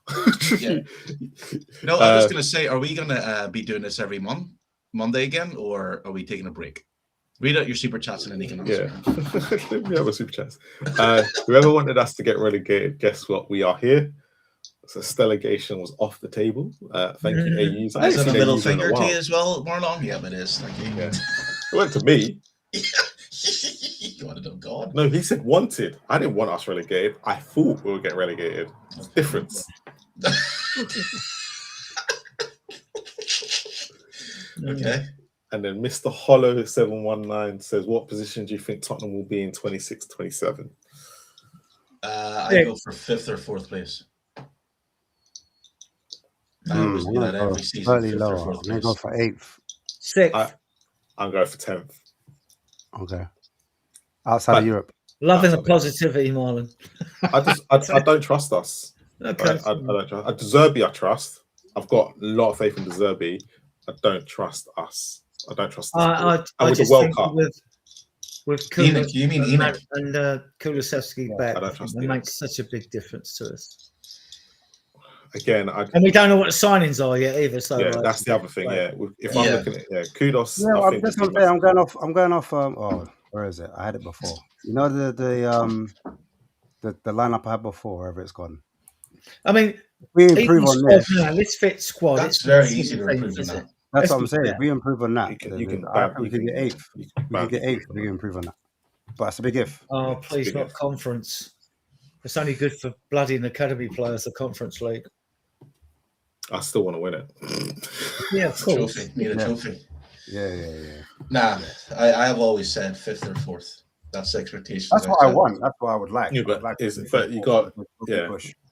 But I think what as I'm saying, yeah, that's my answer because I don't want to compare it to Man United because obviously, like in position wise, they were 15th, but the difference is they've got like Bruno. They invested early in Cunha, in it. They got Cunha in early, and then they followed up with Mbumo, and they already had Amad Diallo. Do you know what I'm saying? Which had lots of pace. They brought in the striker. Still, that team wasn't doing good until the character go over. No, yeah, that's true. You know, yeah, that's true. But I'm saying if hold on, you say that I think the whole Premier League was clumped together, and Man United's results were just indifferent. But actually, when you actually looked at this season and how Ten Hag had done, the football was crap. But actually, they were Ruben Amorim. Amorim. But they actually weren't that far off like 4th and 5th place. Do you guys think that De Zerbi's going to be back to bringing at least 3 quality players? Do you think that ENIC have no choice but to back him? They come out and give it the big talk. They have to. Give it that's what I'm saying. They have. That's what I'm saying. Like, and I keep on saying it that if Spurs had finished 5th or say 6th or even 7th with Frank and we all went, there was no reason. This is the first time in 25 years ENIC has to do something. They've always had a get out clause. I'm following a question. What does that look like to you, though? Is there like 200 million spent, 250?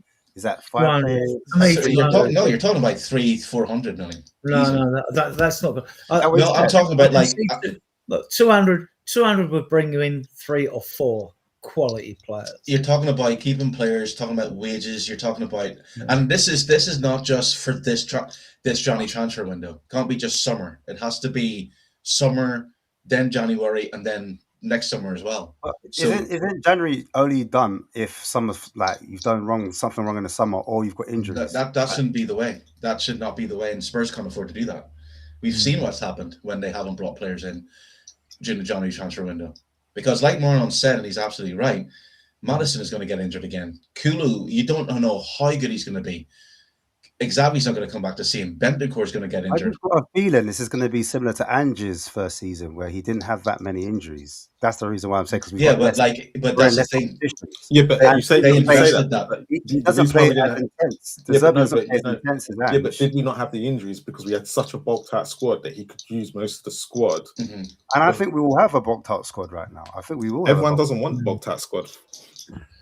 I think we'll go left wing of striker. And we need a creative midfielder because Xavi's injured and we've got Maddison and we need 2. So I think we know we're going to get Robertson and Senesi, right? I don't know what's happening. We don't know. The goalkeeping position with Vicario. He's Italian. I can see Vicario going. I can see him staying. I can see Romero. I can see Romero staying or going, right? But now that we're safe, so we'll see. I mean, we'll see. The thing is, as well, don't be surprised if Spurs signs another right winger because De Zerbi, when he talked about Kudus, when he was talking about his number 10s, he said we've got loads of number 10s. We've got Xavi, Maddison, Kudus, and Kulu. So he might play Kudus as a number 10 sometimes. He may if we don't bring in someone like Akluish, but I think Maddison will compete with Kudus on the right most of the season. But I'll change my mind or record on what business we do in the transfer window. Yeah, it's all like that. As soon as September the 1st comes around, or whenever the transfer window closes, that's when the real predictions end of August. It's the 1st of August. Wait, Marlon, you think we'll do our business to the back end of the window? Is that what you're saying? Not at the start. You think it'll be a slow mover? I think they're going to blame it on the World Cup. I think the reason why I ask is because, like I said, the players that we linked with aren't in the World Cup. So Curtis Jones is not in the World Cup. Morgan White is not in the World Cup. Obviously, who else? There's another player that we're linked with. They're going to blame the World Cup. Alex Scott, for example, we're linked with. He's not in the World Cup. So technically, there should be no excuse. There should be no issue, but there will be an issue. That's the thing, though. I get what Marlon is saying, but you have to remember this is going to be the first summer without Daniel Levy. So Enoch cannot sack or get rid of the villain and then do exactly the same thing that the villain Yeah, was doing. which they did in January. Yes, I know. That's what I'm saying. So they cannot do that again. They did in January, but they cannot do that again. And I think what Enoch tried to do, what Enoch tried to do was go, right, we're going to go for one player like Semedo, even though he's going to get. Then went for Conor Gallagher. But yeah, that's what I'm saying. Like, I get the not having hope and stuff, but I understand it. But I don't think Enoch can do that this summer because of what. Are we signing Paulina? Yeah, I think they will. I think that will be the. I don't think But it can't be. They might offer him. Paulina might. 27 mil. We signing him. What is he? 31. Yeah, I think they're going to try and low. I think they're going to try and lowball it, and if they don't, they'll just let him go Sporting. Say that we tried. He wants to stay. We tried. I mean, he does want to stay, but he does want to stay. De Zerbi might have his eye on another. Yeah. No, I think De Zerbi wants him. And I don't mind him as a squad option, by the way. Yeah, I'll throw that out there. Yeah, that's the thing, though. It's like that's what I said last week. That's what I wanted him for. You said no. I thought you meant starting. I thought you meant as a starting. No. Remember, I said I wanted him to play the Højbjerg role in under Ranch, where he came on in the last half an hour. Okay, that makes sense. Yeah, but yeah, it's all. He's a good tackler. He does get up and down for set plays and attacking, but he hasn't really got the legs to get left and right across the field. Flip. That's the time, right? You got to go. Then it's the time. Carried it on, donut. I don't carry it on. Oren's back with us next season. Adrian, please let us know where people can find you. I will send you the collab link at some point tomorrow. Right. Okay. Yeah. No. Fine. Great to be invited. I've enjoyed it. It's been interesting, especially locking on to Eugene, who I love to death. Like, you know what I mean? Eugene, he's a professional cynic, basically, regarding the team anyway. Like, you know, but like, you know, I respect everyone's opinion. You know, so fair play to him. And I always invite him on shows when he's available. Yeah. And next season, Spurs will finish 16th. We'll definitely be top 8. Definitely top 8. It's not 10th like Marlon. He's another negative fan, right? Marlon's not negative. He sets his expectations low. So if Spurs does, like, if they finish 9th or 8th, it's like, yeah, okay. It's better to be. Funny story. When we do our monthly shows, I predicted. I was really negative on the show. I'd done some work in late, and then what happened? We done our predictions. And Luke and Manny went, you've predicted 2 wins against Aston Villa and Wolves, but yet you've been negative the whole show. That's how he rolls. That's how he rolls. You were right. It's like, can you imagine it? We finished 6th last season. The fan base will still be going mental. Oh, this isn't good enough. Marlon said, I will quote this for the rest of his life. Daniel Levy got sacked. He's like, I don't care if we got relegated. I'm going to be happy the whole season. I'm going to be happy. I don't care if Spurs get relegated. You're smiling now. Got relegated. I don't care. I would still like more owners, so I don't trust Enoch. I've always been Enoch. I mean, I've always been Enoch out, but I've been realistic and practical in my approach to all the protests and things like that. And come across probably as very neutral, which is fair enough. Yeah. But I mean, I've always thought at the end of we need new owners, proper sugar daddy owners. I think I want to end the show, but I'll end on this. I think Enoch this summer will spend, but I'm skeptical on the January and the summers after. Spend to sell them. Spend just to placate the fan base for a little while and then resort to type, or spend to show that they've done it. Spurs finish in a good enough, whatever, get them up again, and then Enoch sells the club. Because selling the club now wouldn't be a profitable thing. Yeah, my issue was like, even when matey at Newcastle, he didn't sell the club, no matter how, and they protested a lot better than us. Mike Ashley, right? Yeah. And he only sold it for 300 million when it suited him. Yeah. I mean, you can't force the owners to do it. You can camp outside their houses and send them death threats and things like that. But yeah, that's not the way it's going to work, I think the club will eventually be sold. Yeah, I hope it's in my lifetime. Yeah, I do think that next season. I thought you were yawning. What's going on? We're trying to end the show. Let's go. Yeah. All right. Great season, everyone. Yep. See you next season. Big up to everyone. Actually, first of all, big up to everyone in the chat tonight. Big up to everyone who has stuck with us this season. I'm not going to mention everybody's name, like Destiny 55, Mashing the Joe, that's always been with us, and a few others that have always been. It's only because I see their names on the screen now, but they've been with us like constantly throughout the season, watching us, and everyone else that has subscribed this season. Everyone who's just sat here and watched us like be miserable for the last 4 months. Back and forth. Yeah. We're happy, but not celebrating. Come on, you Spurs. Come on, you Spurs. Ashley, you get a definitely shout out because you have made it fun for us. And on the big up to Ash and Marlon as well for keeping the show going. Yeah, big up to these guys. You two don't underestimate what you two have done. You've kept the show going through thick and thin. You almost turned white in some occasions. You're so faded, no sleep. They're too well informed. I hate them. Right? Yeah, give you guys. No matter how low Spurs have been, no matter how many boos, you've always tried to keep everything mutual. So yeah, give yourselves a pat on the back as well. Spurs King TV would not be Spurs King TV without you two. Wow. That's what we are, isn't it? It is. I like that answer. No, big up. Yeah. I appreciate it. Big up to Ash as well, because he's made it slightly easier this season for me as well to come onto some of these shows. It's been an absolute hammer blow. But look, I'm taking a break now until July. I know Ash will pop up here, there, and everywhere when he wants to do a show when he can. That's what we do. We always take a month off. So I think you've got Rivals on Wednesday, last one. Unfortunately. Yeah. So that was still then. Yeah. I will try and get you guys on, but you're always too busy, which is understandable, really. Well, now I'm taking a month off. This might be difficult. Yeah, I get it. So I'm not. This is where I unwind and actually spend time with the family now. So I always do it every year. But we'll be back in July once the July we kick off. July we kick off again. But yeah, big up to everyone. Warren, I need your details. I'll get you on Spurs Dials if you want to come on. That is. Yeah. Just so I'm off. I'm usually stick to this show, but like, is that all right with you, Marlon and Ash? That can be.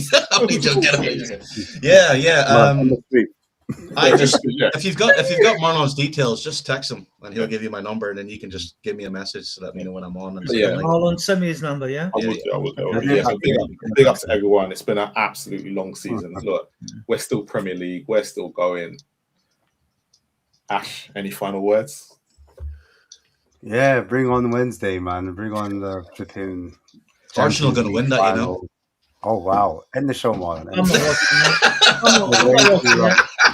I'm not watching them.